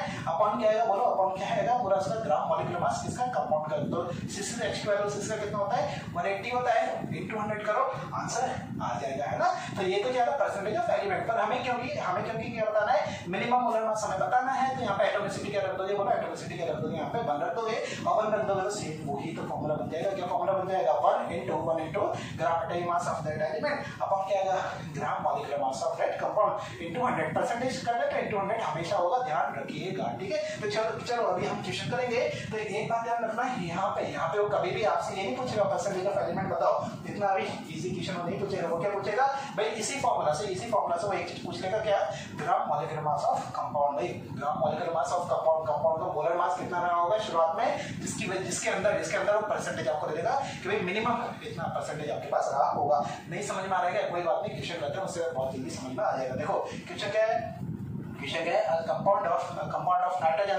एक में नाइट्रोजन का कंपाउंड है, हमें नहीं पता क्या कंपाउंड है, बस एक कंपाउंड है नाइट्रोजन का, जिसके अंदर क्या है 0.07। अरे बोलो क्या है 0.07% ऑफ नाइट्रोजन। भाई अच्छा चलो ना, अभी मैं एक थोड़ी एक्स्ट्रा बात मैं आपको बता देता हूँ। जब हम लॉ ऑफ केमिकल कॉम्बिनेशन पढ़ेंगे है ना, वहाँ पे ये बात आएगी कि भाई नाइट्रोजन की जो ऑक्साइड्स होते हैं, टोटल कितने ऑक्साइड्स होते हैं, बोलो 5 ऑक्साइड्स होते हैं क्या, 5 ऑक्साइड्स होते हैं ना, है ना। तो इसका भी बहुत बड़ा इंपॉर्टेंट रोल आएगा। एक लॉ में आपको पढ़ाऊंगा, वहाँ पे मैं आपको बताऊंगा कि भाई अगर एक चीज को अगर आप फिक्स कर देते हो तो बाकी सारी चीजों का जब आप रेशियो लोगे तो होल नंबर का वो रेशियो आएगा। अरे सर ये कहाँ तक आप पहुंचे, पहले ये तो क्लियर करो, पहले ये तो समझा ना, तो कोई बात नहीं, वापस इस वाले टॉपिक में हम आ जाते हैं। देखो क्वेश्चन क्या था, कोई बात नहीं, वापस आ जाओ। क्वेश्चन है कंपाउंड ऑफ नाइट्रोजन, एक कंपाउंड है बेटा नाइट्रोजन का, जिसके अंदर 0.07% आपके पास क्या नाइट्रोजन है, मतलब परसेंटेज ऑफ एलिमेंट आपको दे रखा है ना। क्या पूछ रहा है, calculate minimum molar mass of compound. समझिए ना, क्या बताना है भाई, मोलर मास आपको बताना है। मिनिमम मोलर मास मतलब सेम वही वाला आपका फॉर्मूला, यही वाला फॉर्मूला आपका लगने वाला है। तो भाई परसेंटेज कितना दे रखा है, बोलो 0.07 दे रखा है, इंटू है ना 0.07 इक्वल टू क्या आएगा 1 इंटू ये 1 क्यों मैं लिख रहा हूँ, चीज समझ गया ना भाई। एटॉमिसिटी मैंने जानबूझ के यहाँ पे 1 लिखा है, जानबूझ के मैंने 1 लिखा है, तो आपको भी पता है कि 1 से किसी भी चीज को मल्टीप्लाई करोगे तो वही चीज आपके आने वाली है। पर 1 मैंने क्यों लिखा है वो मैंने अभी आपको बता दिया, एटॉमिसिटी वाला जो आपका फॉर्मूला था उससे मैंने आपको एक्सप्लेन कर दिया, है ना, समझ गए ना। ठीक है, तो चलो देखो भाई क्या है 1 into gram atomic mass nitrogen का। सर ये तो बच्चे को पता है, नाइट्रोजन का कितना होता है 28, अब 14 होता है ना, 14 क्या कर लो 14 होगा 14 है ना। अपॉन क्या आएगा बोलो ग्राम मॉलिक्यूलर मास ऑफ कंपाउंड, जिसको हम मान लेते हैं बेटा, क्या मान लेते हैं x मान लो, इंटू क्या करोगे 100 करोगे, इसको सॉल्व कर लेना बेटा, इसको सॉल्व करोगे तो इसको सॉल्व करने पे आपका आएगा 20,000 है ना। सॉल्व करके देख लेना एक बार, सॉल्व करके देख लेना 20,000 आपका आंसर आएगा। ठीक है, 4 ऑप्शन में आपको ये आंसर मिल जाएगा, सॉल्व करके देख लेना, इजी सी कैलकुलेशन होने वाली है। चलो आगे अगला क्वेश्चन क्या है, इंसुलिन। अरे इंसुलिन जानते हो, इंजेक्शन लगता है डायबिटिक जो पेशेंट होता है उनके जो इंजेक्शन लगता है उसके अंदर क्या होता है इंसुलिन के अंदर की बात कर रहे हैं, देखना ध्यान से समझना, बहुत अच्छा क्वेश्चन है। भाई इंसुलिन है ना, इंसुलिन है उसके अंदर क्या है 0.0016% ऑफ सल्फर। भाई पूरा जो इंसुलिन है उसके अंदर कितना सा है 0.0016% क्या बेटा आपके पास सल्फर है। आगे बोल रहा है calculate minimum molar mass of insulin, मानेगा नहीं, सेम वही फॉर्मूला वापस आपको लगाना है, सेम वापस वही फॉर्मूला लगाना है। तो परसेंटेज कितना दे रखा है बोलो 0.0016 आपको परसेंटेज दे रखा है, इक्वल टू क्या होगा 1 into सल्फर, सल्फर कितना होता है बोलो 22 होता है क्या, अपॉन क्या करोगे बोलो अपॉन x, वही तो मेरे को निकालना है, इंटू क्या करोगे 100, यहाँ से x क्या आ जाएगा बोलो 2 into 10 की पावर 6, 2 into 10 की पावर 6 है ना। कई जगह मेरी कैलकुलेशन एकदम इतनी भयंकर हो जाती है कि मैं डायरेक्ट आंसर दे देता हूँ, और कई जगह ऐसी होती है जहाँ पे मैं आंसर आपके लिए छोड़ देता हूँ, ठीक है। तो चलो ठीक है, समझ गए ना, समझ गए। तो ठीक है, यहाँ पे हमारा परसेंटेज का मैं कोशिश कर रहा हूँ सारी की सारी वैरायटी आपके यहाँ पे बोर्ड पे करवा दूँ, ठीक है, जिससे सिमिलर इसी तरह की क्वेश्चन मैं आपको ऑनलाइन प्लेटफॉर्म पर मैं आपको प्रैक्टिस करवा दूँ, ठीक है। तो लगभग मैंने सारी वैरायटीज आपके कवर कर दी, परसेंटेज से जो जो क्वेश्चन आते हैं वो लगभग मैंने सारे कवर कर दिए। हम नया टॉपिक चालू कर देते हैं, कौन सा empirical formula, molecular formula, empirical mass, molecular mass, ठीक है। और यहाँ से हम निकालेंगे स्मॉल एन, और स्मॉल एन से हम क्या क्या कर सकते हैं वो सारी चीजें हम देखते हैं, ठीक है। तो चलो पहले इसको मिटाते हैं। हाँ तो बेटा अब हम चालू करते हैं क्या मॉलिक्यूलर फार्मूला और एम्पिरिकल फार्मूला। बोलो ना क्या चालू करेंगे, क्या चालू करेंगे बेटा मॉलिक्यूलर फार्मूला और एम्पिरिकल फार्मूला। तो भाई मॉलिक्यूलर फार्मूला और एम्पिरिकल फार्मूला चालू करने से पहले हमें ये तो पता हो कि सारा फार्मूला ही क्या होता है, कि सर फार्मूला क्या होता है। तो फार्मूला की डेफिनेशन देखो, इजी सी डेफिनेशन, एक बार डेफिनेशन पढ़ते हैं उसके बाद समझने की कोशिश करते हैं। देखो डेफिनेशन क्या है, group of symbol of element. भाई क्या है सिंबल ऑफ एलिमेंट से क्या है, ग्रुप है which represent one molecule of the substance। भाई जो रिप्रेजेंट क्या कर रहा हो, एक मॉलिक्यूल आपके सब्सटेंस का रिप्रेजेंट कर रहा हो, that is it represents chemical combination of the substance. क्या है मतलब इसका मतलब क्या है, chemical combination of the substance को रिप्रेजेंट कर रहा है। अरे भाई सीधी सी बात है कि भाई जो आपका जैसे अगर मैं बात करूं C6H6 क्या है, C6H6 तो एक मॉलिक्यूल C6H6 का वही क्या है बेटा आपका फॉर्मूला है, बोलो ना वही क्या आपका फॉर्मूला है। हाँ अगर आप उसको C6H6 मतलब अगर एक्चुअल जैसा है वैसा ही अगर आप लिख रहे हो तो उसको हम बोल देंगे मॉलिक्यूलर फॉर्मूला। अगर उसको आप सिंपलेस्ट फॉर्म में लिखते हो, सिंपलेस्ट फॉर्म क्या होगी भाई, दोनों जगह से 6 क्या हो जाएगा, खचखच हो जाएगा, तो बचेगा क्या CH, क्या बचेगा CH, और ये ही CH क्या है बेटा इसका एम्पिरिकल फॉर्मूला। तो डिफरेंस क्या है मॉलिक्यूलर फॉर्मूला और एम्पिरिकल फॉर्मूला में, उम्मीद करता हूं समझ गए हो। ये क्या समझ गए कि भाई जो सिंपलेस्ट रेशियो जो हुआ करता है वही क्या होता है बेटा आपका एम्पिरिकल फॉर्मूला होता है, जबकि जो एक्चुअल वाला जो होता है वो क्या होता है बोलो, वो क्या होता है आपका मॉलिक्यूलर फॉर्मूला आपका होता है। समझ गए ना, समझ गए ना, इजी सी चीज थी। एक बार देख लो डेफिनेशन में हम देख लेते हैं। भाई मॉलिक्यूलर फॉर्मूला जो है क्या डेफिनेशन है, it is actual formula of the compound. भाई एक्चुअल फॉर्मूला जो होगा आपका कंपाउंड का वही क्या मॉलिक्यूलर फॉर्मूला है। It represents actual number of atoms of different elements in a molecule. भाई एक्चुअल ध्यान रखना, एक्चुअल वर्ड पे कंसंट्रेट करो। भाई एक्चुअल कितने एटम्स हैं, अगर उतने ही एटम्स अगर आपने लिख दिए तो वही क्या हो जाएगा हमारा मॉलिक्यूलर फॉर्मूला, क्या हो जाएगा मॉलिक्यूलर फॉर्मूला हो जाएगा। समझ गए ना, देख लो एग्जांपल मैंने बता रखा है, जैसे ग्लूकोज क्या होता है C6H12O6, ठीक है।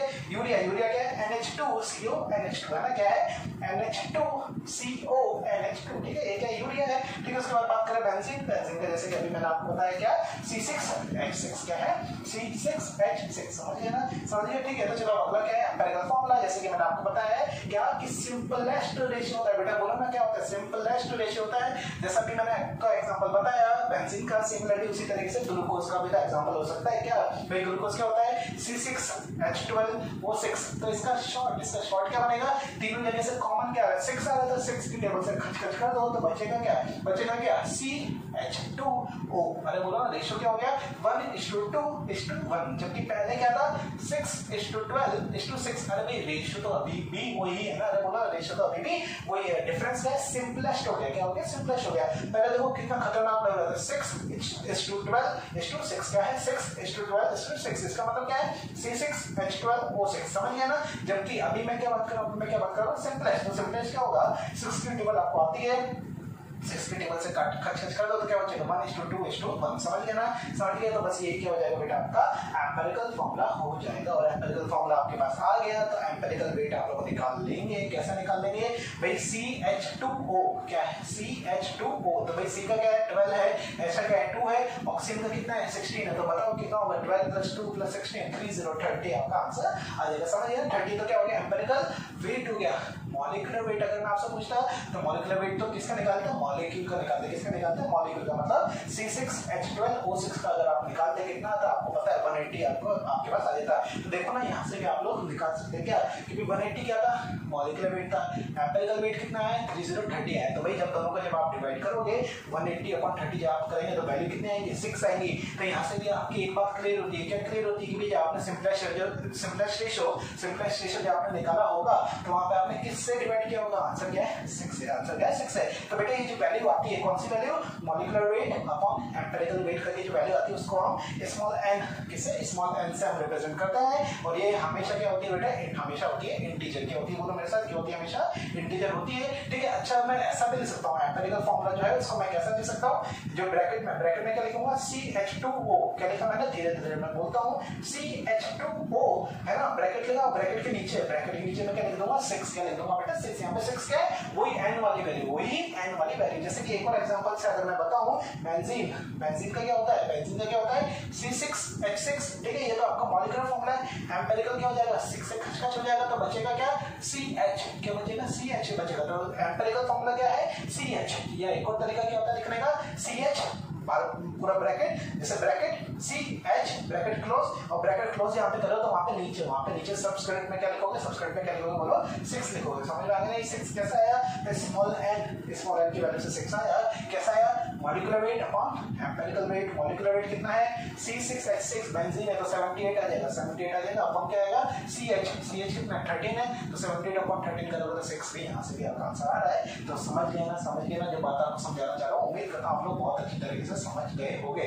अगर नहीं भी समझे तो कोई बात नहीं, जब हम ट्यूशंस करेंगे तो वहां पे और बातें आपकी क्लियर होती 100% जाएगी। ठीक है, गारंटी है बेटा, गारंटी।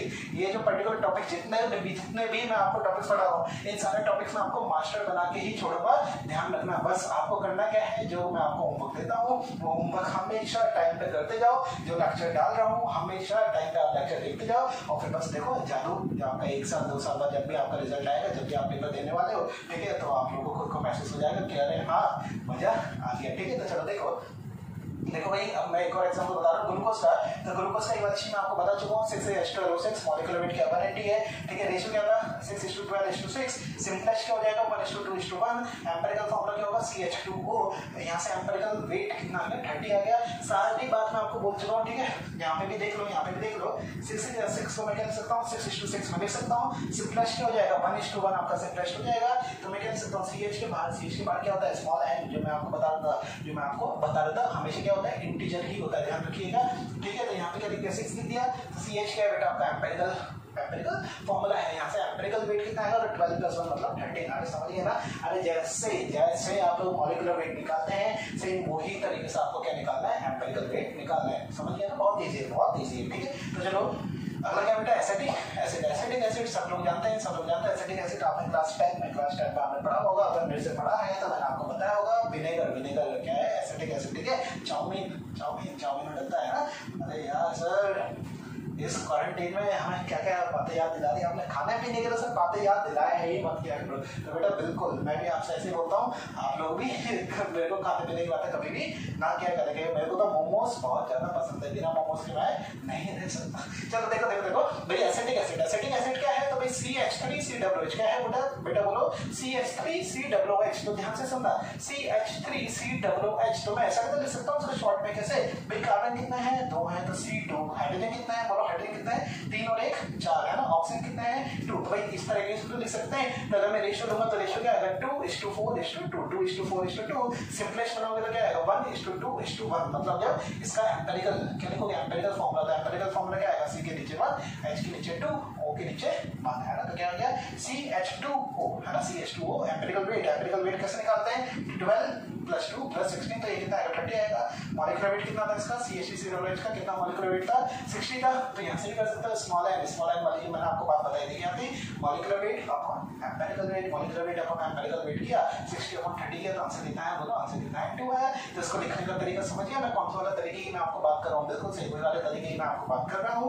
CH2O और बाहर क्या लिख दोगे, 2 लिख दोगे। समझिए ना, बहुत अच्छे बच्चे होते हैं। अगला अब आपके कंसेप्ट बिल्कुल नेक्स्ट लेवल जाएंगे, मतलब एम्पिरिकल फॉर्मूला और मॉलिक्यूलर फॉर्मूला अभी तक तो आपको लग रहा था क्या टट्टी पढ़ा लो सर, थोड़ा लेवल बढ़ाओ सर, ऐसा पढ़ाओ कि हमारा दिमाग खुले, हमारा दिमाग खुले। ये सारी बातें तो वही जो हमें बोर करने लग गई थी, तो सर थोड़ा एक्स्ट्रा बताओ, थोड़ा एक्स्ट्रा बताओ। तो चलो एक्स्ट्रा देखते हैं, एक्स्ट्रा देखते हैं, समझना और बहुत अच्छे से आराम से सोचना, फिर आंसर देना, खुद से आंसर देना, मजा आएगा, ठीक है, फीलिंग आएगी बिल्कुल। देखो क्वेश्चन क्या है, दो कंपाउंड का एम्पिरिकल फॉर्मूला, ध्यान से सुनना, दो कंपाउंड का एम्पिरिकल फॉर्मूला सेम हो सकता है क्या? आराम से सोचिए, दो कोई कंपाउंड है ना, दो कोई कंपाउंड है, उनका एम्पिरिकल फॉर्मूला कभी सेम हो सकता है क्या? आंसर है हाँ, आंसर है हाँ। कैसे कैसे कैसे? तो भाई देखना, अरे सर CH2O और सर एक और CH2O, सर ऊपर क्या था? ऊपर था वही ग्लूकोज, नीचे क्या है? नीचे क्या है? एसिटिक एसिड सर, ग्लूकोज और एसिटिक एसिड, ग्लूकोज और एसिटिक एसिड का सर एम्पिरिकल फॉर्मूला क्या हो गया? सेम हो गया। तो सर इसका मतलब ये है कि हाँ, दो कंपाउंड का आपका एम्पिरिकल फॉर्मूला सेम हो सकता है। अरे सर इतना इजी, इतना बवासीर क्वेश्चन सर, और लेवल बढ़ाओ, मजा नहीं आ रहा। तो चलो पहले इसका आंसर लिख लें। इसका आंसर क्या भैया? यस है। अरे क्या है? यस और ब्रैकेट में क्या लिखोगे? बोलो, ब्रैकेट में क्या लिखोगे? एग्जांपल लिख लेना भैया। एग्जांपल लिखोगे तो चीजें आगे तक याद रहेगी। वही वाली बात, 4 महीने बाद जब रिवीजन करोगे बस यस या नो में आंसर लिखा रहेगा तो आप लोग कंफ्यूज हो जाओगे, ठीक है। तो चलो क्या है एग्जांपल, क्या हो जाएगा भैया? Glucose and acid. अगर बोलो ना क्या हो जाएगा? ग्लूकोज एंड एसिड, ठीक है। इसी से क्वेश्चन। चलो अगला क्वेश्चन क्या है? दो कंपाउंड का मॉलिक्यूलर फॉर्मूला कभी सेम हो सकता है क्या? अरे सोचो, आराम से सोचो। सोच लिया? नहीं सोच पा रहे? मैं बताऊं? योगी आदित्यनाथ और विन डीजल। अरे याद आया क्या? योगी आदित्यनाथ और विन डीजल मतलब क्या है? आइसोमर। अरे बोलो ना क्या है आइसोमर की डेफिनेशन यही है। क्या डेफिनेशन है? मॉलिक्यूलर फॉर्मूला, मॉलिक्यूलर वेट है ना। कहता है मॉलिक्यूलर फॉर्मूला, मॉलिक्यूलर वेट क्या होता है बेटा? इसका सेम होता है। क्या होता है? सेम होता है। तो डिफरेंस क्या आता है? उसके स्ट्रक्चर्स में, है ना, स्ट्रक्चर में डिफरेंस आता है। याद आ रहा है? क्लास 10 में जाओ, थोड़ा सा क्या था वहां पे भाई? Aldehyde, ketone. सर एक ले लो एल्डिहाइड, सर एक ले लो कीटोन। आपस में क्या है? दोनों आइसोमर है और सर दोनों आइसोमर है, तो सर उनका मॉलिक्यूलर फॉर्मूला तो सर सेम है। इसका मतलब क्या है सर? अगर आप एक एल्डिहाइड ले लोगे, एक कीटोन ले लोगे सर, तो वो दोनों आपस में क्योंकि आइसोमर है, और क्योंकि आइसोमर है तो सर उनका मॉलिक्यूलर फॉर्मूला सेम है। और सर क्योंकि सेम है तो सर आपके इस वाले क्वेश्चन का आंसर हो गया यस। क्या आंसर हो गया बेटा? यस हो गया। क्यों हो गया? समझ गए ना? अच्छा, कुछ बच्चों को एल्डिहाइड और कीटोन में डिफरेंस नहीं पता होगा, तो एक छोटा सा डिफरेंस मैं आपको बता देता हूँ। वैसे तो आप क्लास 11th में पूरी ऑर्गेनिक केमिस्ट्री आप लोग देखने वाले हैं। पूरे ऑर्गेनिक केमिस्ट्री जब आप लोग देखेंगे तो वहां पे आप क्या आएगा? बहुत डीप में एल्डिहाइड कीटोन, है ना। इवन क्लास 12 में आप जाएंगे तो क्लास 12 में एक पूरा चैप्टर है एल्डिहाइड और कीटोन के ऊपर, ठीक है। तो चलो थोड़ा सा डिफरेंस मैं आपको बता देता हूँ। पहले तो इसका आंसर लिख देते हैं क्या? यस। क्यों? क्योंकि आइसोमर्स होते हैं और आइसोमर्स होते हैं, है ना। डेफिनेशन जो बेटा स्पेलिंग देख लेना, ISOMERS। मैंने जल्दी में लिख दिया, ISOMERS, आइसोमर्स होते हैं, ठीक है। अच्छा, और क्या था? आइसोमर्स हैं। एग्जांपल क्या बताया मैंने भाई? एल्डिहाइड ले लो, कीटोन ले लो। अरे भाई कोई सा भी ले लो एल्डिहाइड, जैसा भाई देख लो यार, CH3 CH2 CHO, ये क्या भैया? CHO लग रहा है, तो क्या हो गया? एल्डिहाइड हो गया क्या? एल्डिहाइड कैसा बनाता है भैया? अरे भैया ओ भैया कैसा होता है?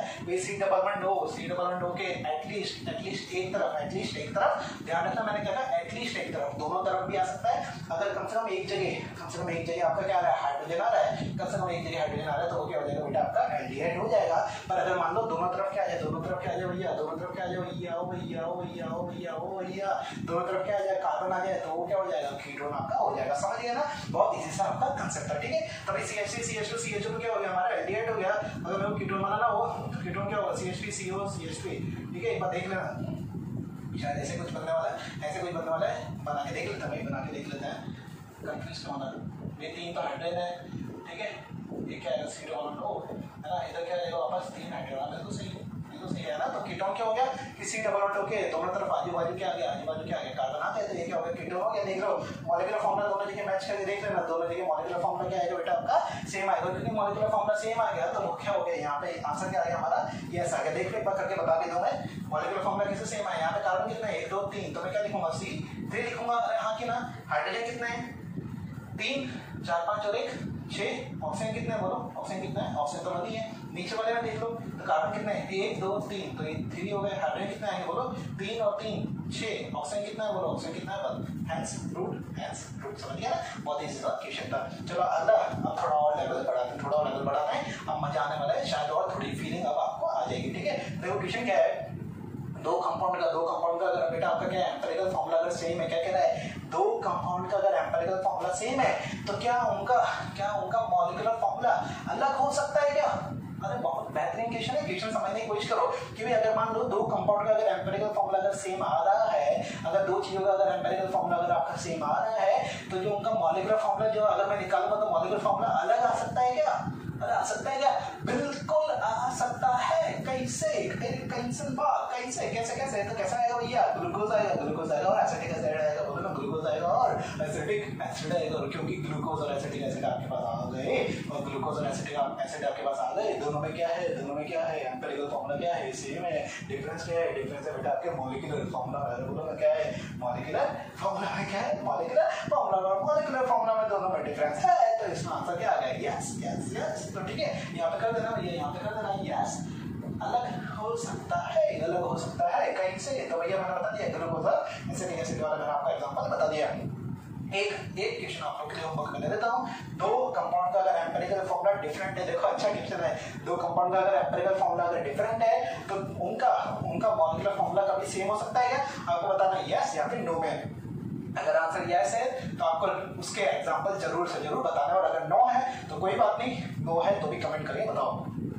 चलो ये क्या हो गया बेटा आपका होमवर्क हो गया, नंबरिंग देख लेना, मैं फिर आपको बोल रहा हूँ नंबरिंग आप लोग देख लेना, होमवर्क की नंबरिंग जो भी आती होगी इसकी नंबरिंग के हिसाब से आंसर बता देना। चलो अगला क्या है बेटा आपका मॉलिक्यूलर मास और एम्पिरिकल मास। तो मॉलिक्यूलर मास अपन एम्पिरिकल मास करोगे तो n आएगा, ये सारी वैल्यू में सारी चीज मैं आपको समझा चुका हूँ, एक बार जल्दी से गो थ्रू कर लेते हैं। Here n क्या होगा बेटा, हमेशा इंटीजर होता है, मॉलिक्यूलर फॉर्मूला को लिख सकता हूँ एम्पिरिकल फॉर्मूला, और बाहर क्या आएगा, n आएगा।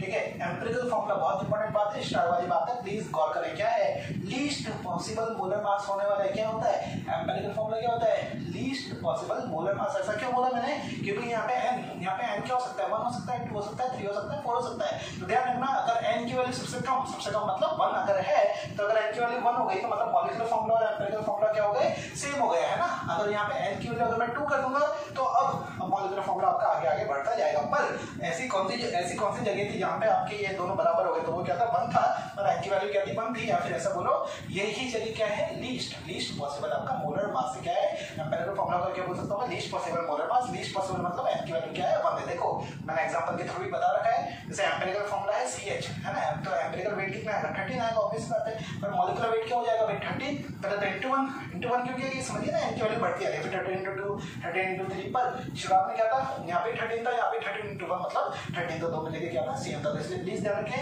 एम्पिरिकल मास की सॉरी मैं यहाँ पे शायद एम्पिरिकल फॉर्मूला बोल गया था, प्लीज ध्यान दें, सॉरी यहाँ पे क्या है, एम्पिरिकल मास क्या बेटा आपका लीस्ट पॉसिबल मोलर मास है, प्लीज ध्यान रखें। समझ में आया ना, अगर अभी भी नहीं आया हो तो अभी थोड़े और लेवल के क्वेश्चंस करेंगे, वहां से बहुत इजी समझ में आ जाएगा। कोई बात नहीं, शुरुआत इजी क्वेश्चन से करेंगे, उसके बाद धीरे धीरे लेवल बढ़ाते जाएंगे। हाँ तो बेटा देखो, अब अगला क्वेश्चन क्या है, अगला क्वेश्चन हमारे पास हाइड्रोकार्बन है परसेंटेज कंपोजिशन। आपको हाइड्रोकार्बन तो समझते हो ना, एक ऐसे कंपाउंड्स जिसमें क्या क्या हो, हाइड्रोजन और कार्बन, और समझिए ना क्लास 10 में ये वाली बात आपकी आई थी। खैर अभी हाइड्रोकार्बन क्या है वो हमारा कंसर्न नहीं है, हमारा कंसर्न क्या है कि हाइड्रोकार्बन का परसेंटेज कंपोजिशन आपको दे रखा है, कार्बन का कितना दे रखा है, 80% दे रखा है, हाइड्रोजन का दे रखा है, हाइड्रोजन का जो दे रखा है वो कितना दे रखा है, 20% आपको दे रखा है। अब यहाँ से पूछ के रहा है कैलकुलेट एम्पिरिकल फॉर्मूला, क्या बताना है, एम्पिरिकल फॉर्मूला आपको बताना है, तो भाई एम्पिरिकल फॉर्मूला कैसे हम लोग बताएंगे, तो प्लीज गौर करें और एक एक स्टेप को प्लीज नोट डाउन करते हुए जाए। तो देखो सबसे पहली बात क्या है कि जब भी वो परसेंटेज देता है, परसेंटेज कंपोजिशन, है ना, क्या देखो इसने परसेंटेज कंपोजिशन दे दी। देख लो अभी तो पहले हमने क्या निकालना सीखा था, परसेंटेज कंपोजिशन हमने निकालना सीखा था एक एलिमेंट का, अब वो खुद परसेंटेज कंपोजिशन देके हमसे एम्पिरिकल फॉर्मूला निकलवा रहा है, मतलब पूरा उसका मॉलिक्यूलर फॉर्मूला निकलवा रहा है। मतलब समझ गए ना, चीजें क्या हो गई, बिल्कुल उल्टी हो गई है ना, एकदम से कायनात बदल दी। ठीक है, तो चलो देखो हो भाई कार्बन का परसेंट कितना है 80% है, हाइड्रोजन का कितना है 20% है। जैसा कि अभी मैंने आपसे कहा कि जो परसेंटेज दे रखा होता है वो मास की टर्म्स में दे रखा होता है। मतलब जो आपका अगर मान लो टोटल मास है आपके पास 100 ग्राम, अगर मान लो टोटल मास है 100 ग्राम, 100 ही क्यों है क्योंकि परसेंटेज की टर्म्स में बात करें तो परसेंटेज मैक्सिमम कितना हो सकता है 100 हो सकता है। तो अगर 100 ग्राम अगर मेरे पास पूरे कंपाउंड का अगर मास है, अगर 100 ग्राम अगर मेरे पास पूरे कंपाउंड का अगर मास है तो उसमें कार्बन कितना ग्राम है, कार्बन कितना ग्राम है भैया 80 ग्राम है। ठीक है, तो अपन स्टार्ट लिखते हैं कि भाई मेरे पास क्या है 100 ग्राम मेरे पास कंपाउंड है ना, इसमें क्या होगा भाई 100 ग्राम कंपाउंड में मेरे पास क्या है 80 ग्राम क्या बोलो कार्बन है।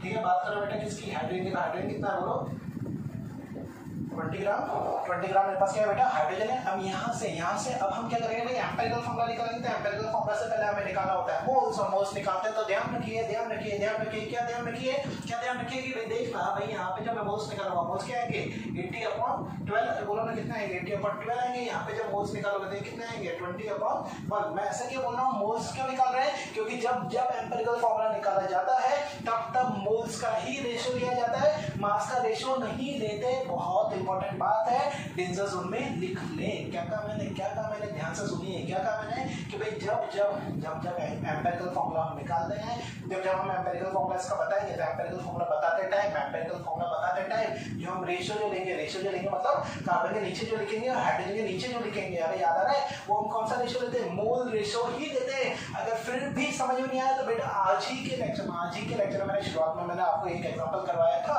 अगर आपको याद हो CH4 का याद है, यहाँ पे मैं कार्बन का बोलता था 1 मोल, हाइड्रोजन का मैं बोलता था 4 मोल। तो मैंने वहां पे क्या बोला था मोल बोला था। वो मोल अब आपके काम आने वाला है, वो मोल अब आपके काम आने वाला है। तो समझ गए समझ गए ना। ठीक है, देख लो भाई यहाँ पे 80/12 कैलकुलेशन करो भाई, मैथ्स करो। ये क्या होगा 40 अपॉन क्या आएगा 6, ये क्या होगा बोलो 20 अपॉन क्या आएगा 3, तो ये कितना हो जाएगा 20/3।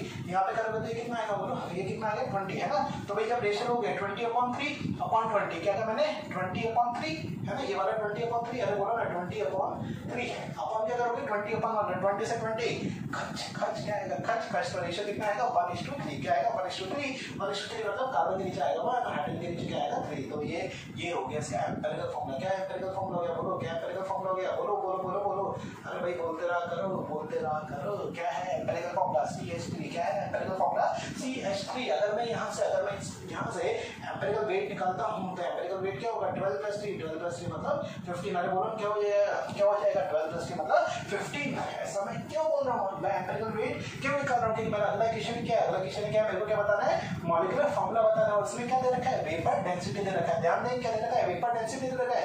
वेपर डेंसिटी अगर आपको पता है तो मोलर मास आपका आ जाएगा। कैसा आ जाएगा वेपर डेंसिटी को साले 2 से मल्टीप्लाई कर दो, वेपर डेंसिटी को साले को 2 से मल्टीप्लाई कर दो। 2 से क्यों करते हैं ये चीज हम लोग पिछले लेक्चर में वेपर डेंसिटी में कर चुके हैं। ठीक है, तो वापस नहीं बता रहा तो भाई 2 से जब मल्टीप्लाई करोगे तो मॉलिक्यूलर वेट कितना आएगा देख लो भाई। कितना वेपर डेंसिटी दे रखा है 15 दे रखा है, तो 15 × 2 मतलब कितना आ जाएगा 30 आ जाएगा। कितना आ जाएगा 30 आ जाएगा। ध्यान रखिए जब वो आपसे मॉलिक्यूलर फॉर्मूला निकलवाता है तो वो 2 चीजें तो क्वेश्चन में देता है। दो में से एक चीज हमेशा वो क्वेश्चन में देता है। कौन सी, या तो वो वेपर डेंसिटी आपको दे देगा, तो वेपर डेंसिटी दे दी तो यहाँ से क्या निकालोगे मॉलिक्यूलर वेट निकाल लोगे, या फिर डायरेक्टली समझ गए, या फिर डायरेक्टली ही वो मॉलिक्यूलर वेट आपको दे देगा, जिससे चीजें हो जाएगी आसान, जो मैं आपको दूंगा होमवर्क। अरे नहीं चलो कोई बात नहीं, मैं ही सॉल्व करवा दूंगा, ज्यादा घबराओ मत। पर जो मैं समझा रहा हूँ हाथ बहुत जल्दी समझते जाओ और जल्दी नोट्स बनाते जाओ। नोट्स बनाओगे तो मजा आएगा। चलो देखते हैं बहुत जल्दी से भाई वेपर डेंसिटी कितनी है 15 है, तो मॉलिक्यूलर वेट कितना आ गया बोलो। मॉलिक्यूलर वेट कितना आ गया 30 आ गया। कैसे आ गया मैं फिर बता रहा हूँ, 15 को 2 से मल्टीप्लाई कर दिया तो 30 इसका मॉलिक्यूलर वेट आ गया। और अभी मैंने n लिखा था यहाँ पे, याद आ रहा है, जो मैंने बताया इंटीजर ही हो सकता है। तो n कैसे निकाला था molecular weight upon empirical weight, आ गया ना काम। तो भाई मॉलिक्यूलर वेट कितना 30 है, एम्पिरिकल वेट कितना 15 है, तो 30/15 तो मतलब वैल्यू आएगी 2 और वैल्यू 2 आ गई। तो ये आपको मैंने लिखना सिखाया था। क्या लिखना सिखाया था एम्पिरिकल फॉर्मूला बाहर ब्रैकेट और उसके बाद n की वैल्यू कितनी है 3 और 3 को अंदर फेंक दो साले को, तो क्या बनेगा समझ गया ना। करके देखते हैं। अरे 3 थोड़ी आएगा, n कितना आएगा 2 आएगा ना 30/15, तो n कितना आएगा 2 आएगा। मतलब CH3 के बाद क्या आएगा 2 आएगा। तो फॉर्मूला क्या बना C2H6, समझ गया ना। एक बार करके देखते हैं। करके देख लो भाई। सबसे पहले n निकालो, तो n कैसे निकालोगे, मॉलिक्यूलर वेट कितना है 30 है, अपॉन एम्पिरिकल वेट कितना है 15 है, तो ये कितनी वैल्यू आ गई, 2 वैल्यू आ गई। तो भाई एम्पिरिकल फार्मूला को मैं कैसे लिख सकता हूँ, CH3 और बाहर क्या आएगा बोलो, n कितना होता है 2 होता है ना, तो भाई इसको अंदर कर दो, इसको अंदर कर दो, ये एक्चुअली मॉलिक्यूलर फार्मूला है, इसको अंदर कर दो मतलब मॉलिक्यूलर फार्मूला क्या आ गया बोलो, C2H6, समझ गया ना, इजी सा क्वेश्चन था। चलो अगला क्वेश्चन क्या है, कंपाउंड हैज परसेंटेज कंपोजिशन। देखो फिर परसेंटेज कंपोजिशन यदि ध्यान रखें, जो परसेंटेज दे रखी होती है वो ग्राम में होती है, पर जब हम रेशियो लेते हैं तो वो हम मोल्स में लेते हैं। बहुत इंपॉर्टेंट बात है, बार बार बोल रहा हूँ, जिससे ध्यान आप लोग रखें। ध्यान नहीं रह रहा तो डेंजर जोन में लिखें, डेंजर जोन में बार बार लिखोगे तो दिमाग में चीजें बैठती जाएगी। अगर फिर भी ये वाला मेथड समझ में नहीं आ रहा तो एक और मेथड से मैं आपको समझाने वाला हूँ, पर उसके लिए थोड़ा सा इंतजार करें, थोड़े 1-2 क्वेश्चन और हम देख लें, ठीक है। फिर उसमें हम क्या करने वाले, मेथड तो नहीं पता है, तो यही सारी चीजें, बस एक चार्ट फॉर्म में मैं आपको पूरा बता दूंगा कि भाई पहले ये लिखो, फिर ये लिखो, फिर ये लिखो, फिर ये लिखो, इस तरीके से आपकी एक के बाद एक चीजें निकलती जाएगी। पर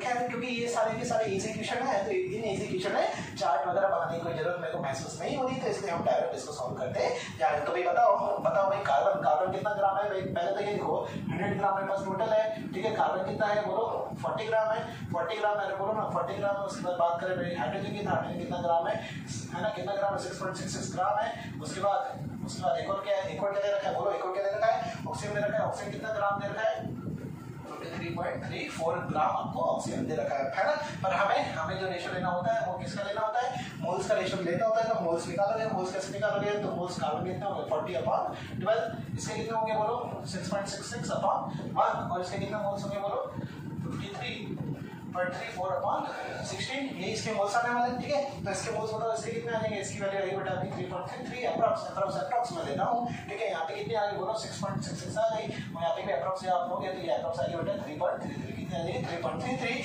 ये आ गए मोल्स। और क्योंकि हम मोल्स का ही रेशियो लेते हैं तो मोल्स का ही रेशियो लोगे तो ये क्या आएगा 1:2:1, अरे यही आएगा क्या।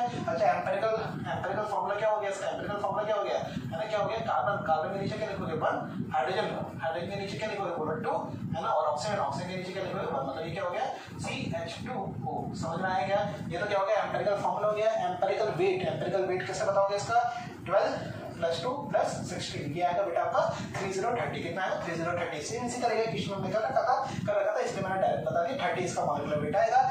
इसका एम्पिरिकल वेट आएगा आपका कितना 3030, एम्पिरिकल वेट 30 आ गया। मॉलिक्यूलर वेट आपको दे रखा है 180, आपको मॉलिक्यूलर वेट दे रखा है, पूछ के रहा है मॉलिक्यूलर फार्मूला पूछ रहा है, तो सेम वही सारा प्रोसीजर 180/30 वैल्यू आएगी 6, है ना, ब्रैकेट के बाद लिख दो 6, तो ये फार्मूला बनेगा आपका C6H12O6। Oh my God, glucose, क्या है ग्लूकोज, समझ में आया ना, ठीक है।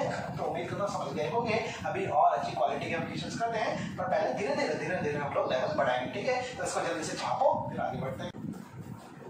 हाँ तो बेटा देखो हमारा अगला क्वेश्चन क्या है, परसेंटेज कंपोजिशन वापस आपको वही दे रखा है। परसेंटेज कंपोजिशन आपके पास गिवन है, किसका, नाइट्रोजन का कितना है 26% है। बात करें बेटा ऑक्सीजन की, तो ऑक्सीजन का कितना है 74% है। पूछ के रहा फाइंड एम्पिरिकल फार्मूला, क्या पूछ रहा है, फाइंड एम्पिरिकल फार्मूला, बस इतनी सी बात। तो चलो इतनी सी बात को हम सॉल्व कर देते हैं। देखो बहुत इजी है, 26% और 74% दे रखा है, तो जैसा कि मैंने आपको बताया था 100 ग्राम टोटल कितना होता है, 100 ग्राम होता है, अरे होता ही नहीं होता, उसमें से 26% क्या है बेटा आपका नाइट्रोजन है। यहाँ पे मैं डायरेक्ट मोल्स लिख देता हूँ, क्योंकि मेरे को पता है अभी मैंने सारे सेम इसी तरह की करवाए थे, तो आप लोग समझ तो गए हो गया। अगर नहीं भी समझे तो प्लीज अपनी लैंग्वेज में लिख लेना 100 में से, चलो लिख ही देता हूँ 100 में से 26 ग्राम क्या बेटा आपके पास नाइट्रोजन है, और 74 ग्राम क्या बेटा आपके पास ऑक्सीजन है, ठीक है। समझ गया ना, मोल्स निकालो, तो मोल्स कैसे निकालोगे भाई, मोल्स निकाल लो, ये कितना आएगा बोलो 26 अपॉन क्या आएगा बोलो 14 आएगा, यहाँ पे क्या आएगा मोल्स 74 अपॉन ऑक्सीजन कितना होता है बोलो, ऑक्सीजन कितना होता है 16 होता है, ठीक है। तो इसको सॉल्व करना, इसको सॉल्व करोगे तो ये आएगा बेटा आपका अप्रॉक्सीमेट 1.85, और ये आएगा बेटा आपका अप्रॉक्सीमेट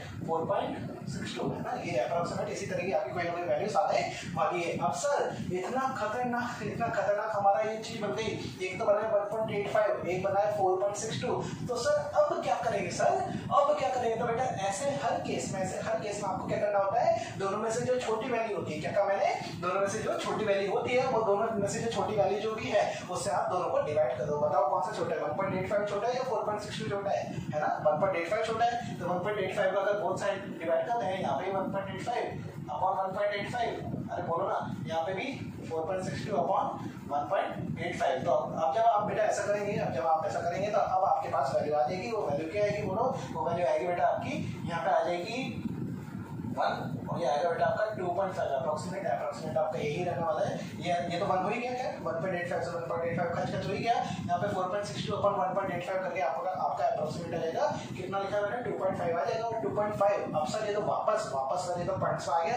अब क्या करें? अब दोनों में से छोटी वैल्यू है, दोनों में छोटी वैल्यू की कौन सी 1 है। तो सर अगर आप दोनों को डिवाइड भी कर देंगे तो भी सर आंसर तो हमारा यही रहने वाला है। तो सर अब क्या करेंगे? तो ध्यान रखना ऐसे केस में हमें बनाना तो क्या बेटा? इसको नॉर्मल, इसको क्या बनाना है बेटा? हमें नॉर्मल वैल्यू बनाना है। तो नॉर्मल वैल्यू कैसे बनेगा? 2.5 को क्या लिख सकता हूँ? पॉइंट हटाओगे तो अपॉन में क्या जाएगा? 10। अपॉन में 10 गया तो 5 की टेबल आपको पता है 5 5 से 25 और अपॉन क्या जाएगा 2। मतलब ये क्या हो गया? 5/2 5/2 हो गया। तो 2 को उधर फेंक दो, 2 को उधर फेंक दो, तो क्या रेशियो हो जाएगा? 2:5। नहीं समझ में आया? चलो देख लो भाई। 2.5 और 2.5 को क्या लिख सकता हूँ भैया? मैं 5/2 लिख सकता हूँ, है ना। ये 2 उधर गया तो ये क्या आ गया? 2:5 और 2:5 आ गया। तो भाई ये 2:5 मतलब n नाइट्रोजन कितना है? 2 है। O कितना है? O कितना भैया? 5 है ना। बोलो ना। तो ये क्या फॉर्मूला हो गया? N2O5 N2O5 का आंसर आ गया। बस बहुत इजी क्वेश्चन था। चलो अब इसी तरीके मैंने और चीजें बता रखी है आपको। जैसे 1:1.25 अगर आपको दे रखा है, 1:1.25 अगर आपको दे रखा है तो अब हम क्या करेंगे भाई? दोनों में से छोटा तो 1 है, डिवाइड करोगे तो भी आंसर यही आने वाला है। तो बेटा देखो कुछ नहीं, इस वाले पूरे को अगर मैं 4 से मल्टीप्लाई कर दूं, अगर इसको पूरे को 4 से अगर मल्टीप्लाई कर दूं तो देखो इजी हो गया ना। कैसे इजी हो गया? उधर क्या आ गया बोलो? 1 को 4 से मल्टीप्लाई करोगे तो 4 हो जाएगा और 1.25 को 4 से मल्टीप्लाई करोगे तो क्या आ जाएगा बेटा? आपका 5 आ जाएगा। तो बस खत्म। तो इस 5 तरीके मतलब ये बस एक मैं बता रहा हूँ कैलकुलेशन इजी करने के आपके तरीके, ठीक है। 1:1.33 है तो 1:1.33 क्या होगा बोलो? मेरे साथ बोलो भाई क्या होगा? 1.33 को मैं क्या लिख सकता हूँ? 4/3। मैंने बोलो मैं क्या लिख सकता हूँ? 4/3 या 4/3 लिख दिया, 4/3 लिख दिया। तो ये क्या हो गया? 1:4/3 और 1:4/3 मतलब क्या हो गया बोलो? 3:4 हो गया। खत्म है ना। ठीक है। अगला क्वेश्चन क्या है? 1:1.67 और 1:1.67 है। तो 1.67 को क्या लिख सकते हैं बोलो? क्या लिख सकते हैं? थोड़ा बहुत सोचो। हाँ 5/3 लिख सकते हैं ना। क्या 5/3? क्योंकि 5/3 जब आप करोगे तो क्या आएगा? 1.666 ऐसे समथिंग आएगा। तो 1.67 को क्या लिख सकता हूँ मैं बोलो? पहले तो क्या है? 1:1 तो 1:2 ऐसा लिख दिया।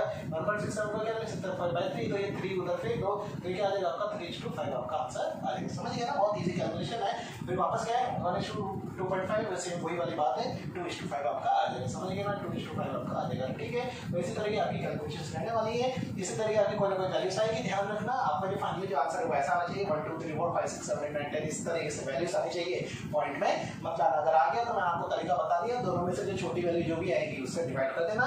और अगर दोनों डिवाइड करने के बाद अगर आपका इस तरीके कुछ बैठ जाता है कि भाई दोनों में से छोटा ही बना है तो अब क्या करें? तो फिर इस तरीके से सॉल्व करने की कोशिश करना। समझ गए क्या? ये तो मैंने कुछ ही एग्जांपल्स दिए। कई बार ऐसे खतरनाक एग्जांपल भी फंस जाते हैं यहाँ पे आपका दिमाग काम नहीं करता। तो कोशिश कीजिएगा वहाँ पे इसी तरीके की आप चीजें बनाओगे, इसी तरीके की चीजें बनाओगे तो वहाँ पे आपका आंसर बहुत इजीली आ जाएगा। चलो ठीक है। अब आगे बढ़ते हैं। एक बहुत इजी लेवल का एक मैं क्वेश्चन करवा देता हूँ जस्ट आपको चेक करने के लिए कि आप लोग अभी तक बिल्कुल मेरे साथ ही चल रहे हैं या थोड़ा सा पीछे रह गए। थोड़ा सा पीछे रह गए तो ये वाला क्वेश्चन बेटा आपके लिए ही है। आपके लिए मतलब एम्पिरिकल फार्मूला मॉलिक्यूलर फार्मूला में अगर आप लोग को थोड़ा बहुत भी अगर डाउट है तो अब आपको डाउट क्लियर हो जाएगा। देखो भाई देखो क्या बताना है आपको? डिटरमाइन वैल्यू ऑफ n की वैल्यू बतानी है और क्या बताना है? एम्पिरिकल फार्मूला बताना है। तो देखो सबसे पहला कंपाउंड क्या है? H2O2। तो इसका एम्पिरिकल फार्मूला क्या होगा बोलो? H हो जाएगा, है ना। जबकि n की वैल्यू कितनी आएगी बोलो? n की वैल्यू कितनी आएगी? 2 आएगी। क्यों भैया क्यों? क्योंकि ऐसा मैं कर सकता हूँ क्या? बिल्कुल कर सकता हूँ। समझ गया ना? अगर इस तरीके से भी आपको समझ में नहीं आया तो भाई इसका एम्पिरिकल वेट निकालो, उसका मॉलिक्यूलर वेट निकालो। तो मॉलिक्यूलर वेट अपन एम्पिरिकल वेट करोगे तो कितना आएगा बोलो? 2 आ जाएगा। B2SX को क्या लिख सकते हैं इसका? है ना BH3 क्या लिख सकते हैं बोलो? BH3 लिख सकते हैं क्या? बोलो ना BH3 क्यों लिख सकते हैं? वही सिंपलेस्ट वाली बात है। ठीक है। कॉमन क्या है? वही 2 आ गया। FeSO4 तो पहले से नॉर्मल है तो अभी भी क्या होगा? FeSO4 n की वैल्यू क्या है? यही बेटा 1 हो जाएगी। समझ गया ना? N2O4 क्या हो जाएगा बोलो? NO2 हो जाएगा। वैल्यू कितना आ गई? 2 आ गई। C4H10 क्या लिख सकता हूँ? C2H5 लिख सकता हूँ। n की वैल्यू कितना आ गई? 2 आ जाएगी। CH3 ये वाले मैं सारे करवा चुका। ठीक है। Al2O3 देख लो। Al2O3 तो ऐसा कैसा दे जाएगा? Al2O3 तो ऐसा रह जाएगा। वैल्यू कितनी आ जाएगी? यहाँ पे 1 आ जाएगी। C12H22 लेवल भी सेम ऐसा कैसा रह जाएगा? क्यों? क्योंकि इसमें कोई भी चीज आपकी ऐसी डिवाइड होने वाली नहीं है। तो सेम ऐसा रह जाएगा। तो यहाँ पे n की वैल्यू क्या आ जाएगी? 1। समझ गया ना? कर लोगे इस तरीके से। देख लो ये देखने में खतरनाक लग रहा है कैल्शियम फॉस्फेट। तो जितना देखने में खतरनाक है और आंसर भी उसका उतना ही ज़्यादा ईजी है। क्यों ईजी है? क्योंकि भाई यहाँ पे कोई चीज़ आपकी नहीं कटेगी। यहाँ पे 3 है, यहाँ पे 2 है, तो ऐसा तो कुछ होगा नहीं कि 1.5 और यहाँ 1 कर दोगे। अगर करते भी हो तो भी वापस घुमा फिरा के आपकी बात वही हो जानी मतलब यहाँ 3 आएगा, यहाँ वापस 2 आ जाएगा, तो इसका सिंपलेस्ट नहीं बनेगा। सिंपलेस्ट नहीं बनेगा तो वापस वही लिख दो, CA3PO4 का ट्वाइस और एन की वैल्यू कितनी आ गई? 1 आ गई। समझ गए ना? सारे क्वेश्चन कर लोगे ना, बहुत इजी क्वेश्चन थे। तो चलो, अब जैसा कि मैंने आपसे कहा था कि मैं आपको एक चार्ट वाला मेथड बताने वाला हूँ जिससे सारी की सारी चीजें फटाफट से हो जाएंगी। एक ही चार्ट के अंदर आपका सारा का सारा आंसर आ जाएगा। तो चलो पहले चार्ट समझते हैं, उसके बाद एक क्वेश्चन भी हम कर लेते हैं। सर बस एक ही क्वेश्चन? अरे ऐसा नहीं है, पहले ये वाला तो क्वेश्चन करो, फिर थोड़ा लेवल बढ़ाएंगे, उसमें आपको और ज्यादा मजा आएगा। तो खैर पहले हम समझ लें कि भाई एम्पिरिकल फॉर्मूला क्या है। तो ये चीज देखो मैं आपको बता चुका हूँ एक बार, फिर भी मैंने वापस लिख दी कि empirical formula of any compound is determined. कैसे डिटरमाइन करते हैं? With the help of percentage of elements in the compound. भाई कितना परसेंटेज आपका एलिमेंट्स है कंपाउंड्स के अंदर, उसी से हम ये डिटरमाइन किया करते हैं। जैसे कि चार्ट अगर मैं बनाऊंगा तो सबसे पहले क्या लिखोगे? एलिमेंट्स लिखोगे, कौन कौन से एलिमेंट आपके प्रेजेंट है। जैसे कि अगर मैं हाइड्रोकार्बन की बात करूँ तो हाइड्रोकार्बन में क्या होगा? हाइड्रोजन होगा और कार्बन होगा। समझिए ना? ठीक है, उसका परसेंटेज ऑफ एलिमेंट या फिर क्या दे रखा होता है? वेट बाय वेट रेशो आपको दिया होता है। ठीक है, परसेंटेज में देता है ना, जैसे 80% या 20%, जैसे हमने बात कर रहे थे 26%, 72%, समझ गए ना? उसी तरह की आपको परसेंटेज दे रखा होगा। तो यहाँ पे कोई एलिमेंट है उसका यहाँ पे परसेंटेज लिखो, फिर दूसरा एलिमेंट उसका परसेंटेज, तीसरा एलिमेंट उसका परसेंटेज, इस तरह की समझ गए। इस तरह से हमें चार्ट बनाना है।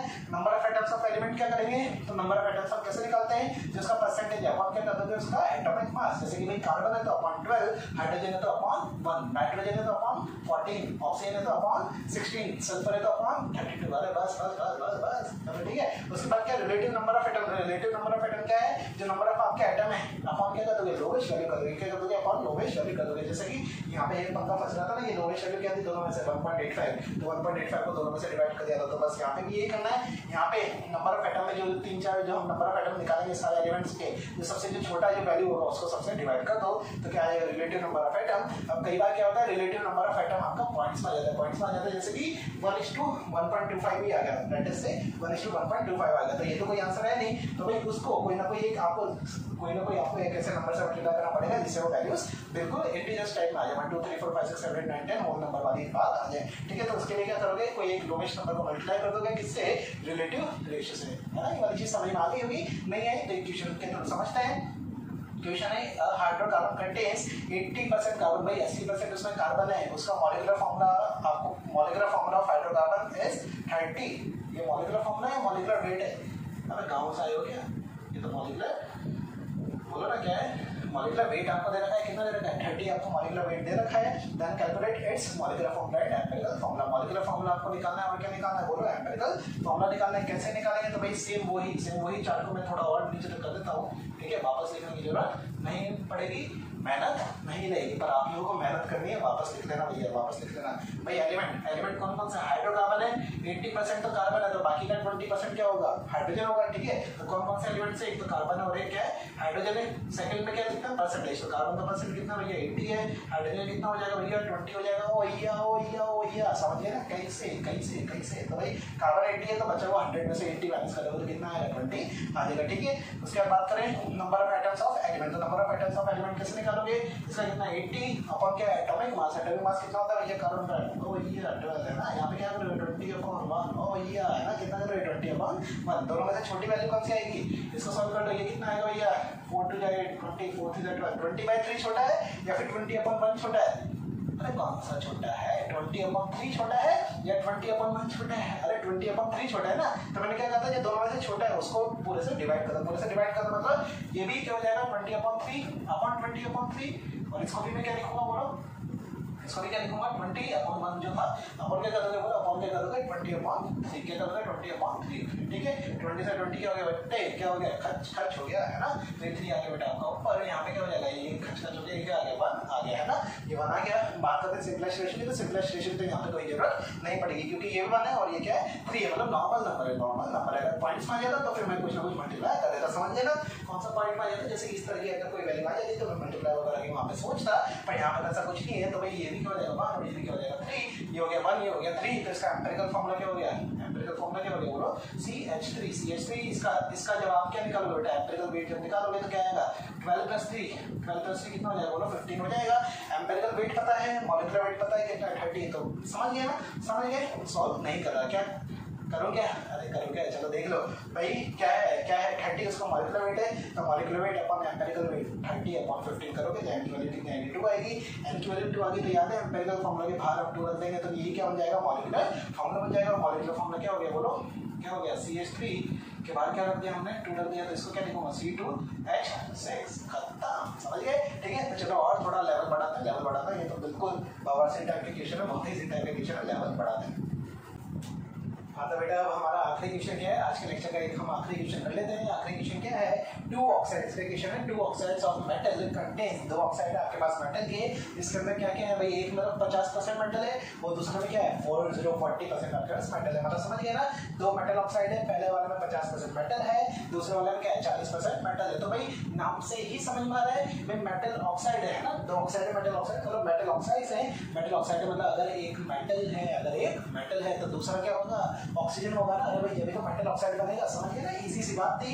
तो भाई पहले में अगर 50% मेटल है तो 50% क्या होगा बोलो, 50% क्या होगा वहाँ पे ऑक्सीजन होगा। दूसरे की बात करें तो दूसरे में 40% आपके पास मेटल है तो ऑक्सीजन कितना होगा, ऑक्सीजन कितना होगा वहाँ पे 60 आपके पास ऑक्सीजन वहाँ पे होने वाला है। पूछ क्या बता रहा है, एक और बात बता रहा है कि ये फॉर्मूला ऑफ फर्स्ट ऑक्साइड का आपको क्या दे दिया, वही फॉर्मूला दे दिया, कितना दे दिया MO, क्या दे दिया बेटा MO, उसका फॉर्मूला आपको दे दिया। आगे क्या बोल रहा है, then determine formula of second oxide. अरे भाई बिल्कुल ही अजीब, बिल्कुल ही पैरेलल यूनिवर्स है, ये वाला क्वेश्चन कहां से आ गया है ना। तो अभी तक जो हम पढ़े थे बेटा सेम वो ही उसी के ऊपर ये वाला क्वेश्चन है, समझने की कोशिश करो। बहुत अच्छा क्वेश्चन है कि भाई अगर मेरे पास मेटल के 2 ऑक्साइड्स हैं जिसमें एक में मेटल परसेंट पता है दूसरे में मेटल परसेंट पता है, तो यहाँ से पहला लॉजिक तो क्या कहना चाहिए आपका, पहला दिमाग तो आपके दिमाग में एक ही बात आनी चाहिए क्या कि भाई मेटल अगर 50% है तो ऑक्सीजन में कितना होगा 50% है ना। जब भी तो भाई MO है ना, MO है, देखिए भाई यहाँ से भी बहुत बातें क्लियर होती है।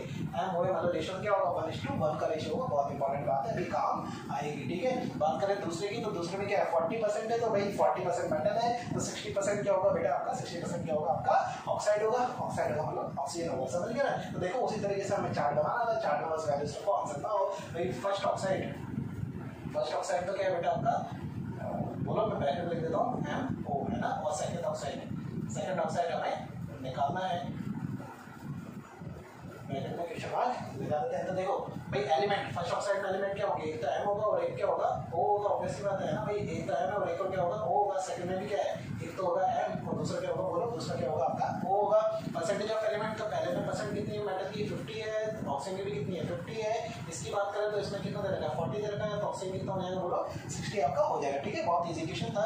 उसके बाद क्या है, number of atoms of element आपको बता रहे हैं, तो कैसे बताते हैं उसका है ना 50 अपॉन उसका एटॉमिक वेट। अरे सर ये क्या है सर, ये कैसे रखेंगे, वो तो समझ में आता है सर, ऑक्सीजन का तो हम रख लेंगे, ऑक्सीजन का तो क्या होगा 50/16 होगा, पर यहाँ पे क्या रखें 50 अपन यहाँ पे हम लोग क्या रखें। तो ध्यान देना भाई मेटल ऑक्साइड है मतलब M के नीचे भी बने O के नीचे भी बने, मतलब मोल्स का रेशियो तो क्या आ रहा है 1:1 आ रहा है, समझिए ना 1:1 आ रहा है। मतलब जब मैं रिलेटिव नंबर ऑफ एटम जब मैं निकालूंगा तो क्या होगा, यहाँ पे क्या होगा 50/something अपॉन 50/something, ये वैल्यू क्या आनी चाहिए 1:1 क्या आनी चाहिए 1:1।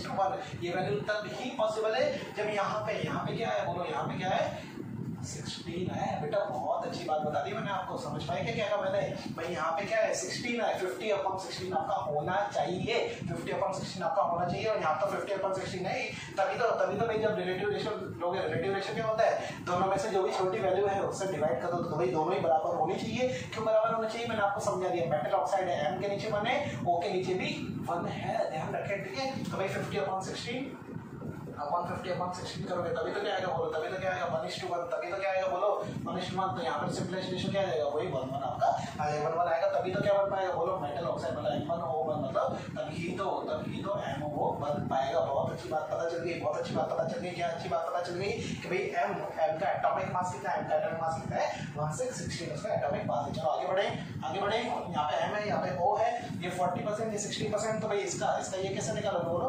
40/16 है ना, यहाँ पे ये कैसे निकालोगे 60/16 है ना। बस दोनों में से जो भी छोटी वैल्यू है, कौन सी छोटी वैल्यू आपको दिख रही है ना, तो उससे दोनों को डिवाइड कर दो, है ना, दोनों को डिवाइड करोगे, या फिर ऐसा भी कर सकते हो क्या, इसको एक बार सॉल्व करके देख लेते ना यार, ये 20/8 आएगा। ठीक है, ये क्या आ गया बोलो 10/4 आ गया, यहाँ पे भी कर लोगे तो ये क्या हो जाएगा 30/4 8, तो ये क्या हो जाएगा बोलो 15 बोलो क्या आ जाएगा ये, वही 4 आ जाएगा। तो भाई देख लो 10/4 है 15/4 है, दोनों में से कौन सा छोटा है, दोनों में से कौन सा छोटा है, बस वो समझ गए ना, समझ गए तो बता दो, 10/4 है और एक और क्या है 15/4, तो दोनों में से छोटी वैल्यू आएगी बेटा आपकी कौन सी, 10/4 वाली, कौन सी आएगी 10/4 आएगी, करके देख लेते हैं। ये आएगा बेटा आपका 2 पॉइंट समथिंग जाएगा, है ना, यहाँ पे क्या जाएगा जबकि 3 पॉइंट समथिंग जाएगा, क्या जाएगा बोलो 3 पॉइंट समथिंग जाएगा।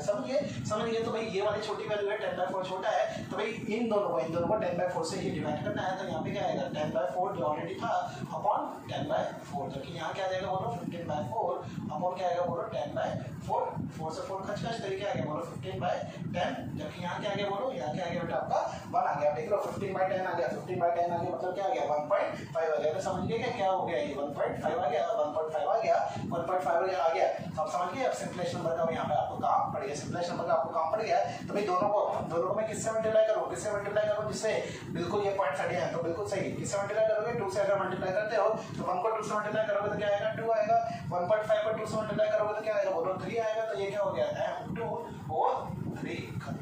समझ पाएगा बहुत इजी क्वेश्चन था। तो उम्मीद करता हूँ आज का सारा लेक्चर आपको बहुत अच्छी तरीके से आपने एंजॉय तो किया ही होगा और साथ में समझ में आपको पूरा आया होगा, ठीक है। तो चलो ये सारे के सारे क्वेश्चन तो हो गए। अच्छा इसमें थोड़ी और अगर क्वेश्चन बनते हैं तो क्वेश्चन में आपको वो सारे क्वेश्चन आपको कहाँ पे करवा दूंगा, ऑनलाइन प्लेटफॉर्म पे। हाँ वैरायटी तो इतनी ही बनती है, मैं क्वेश्चन के प्रैक्टिस की बात कर रहा हूँ, क्वेश्चन के सेम ये जो हमने क्वेश्चन के इसी तरह के क्वेश्चन की प्रैक्टिस जो है वो मैं आपको ऑनलाइन प्लेटफॉर्म पे करवा दूंगा, क्योंकि अभी टाइम हो गया पूरा, ठीक है। और जो एक और जो टॉपिक बच रहा था लॉ ऑफ केमिकल कॉम्बिनेशन, उसको हम कर देंगे।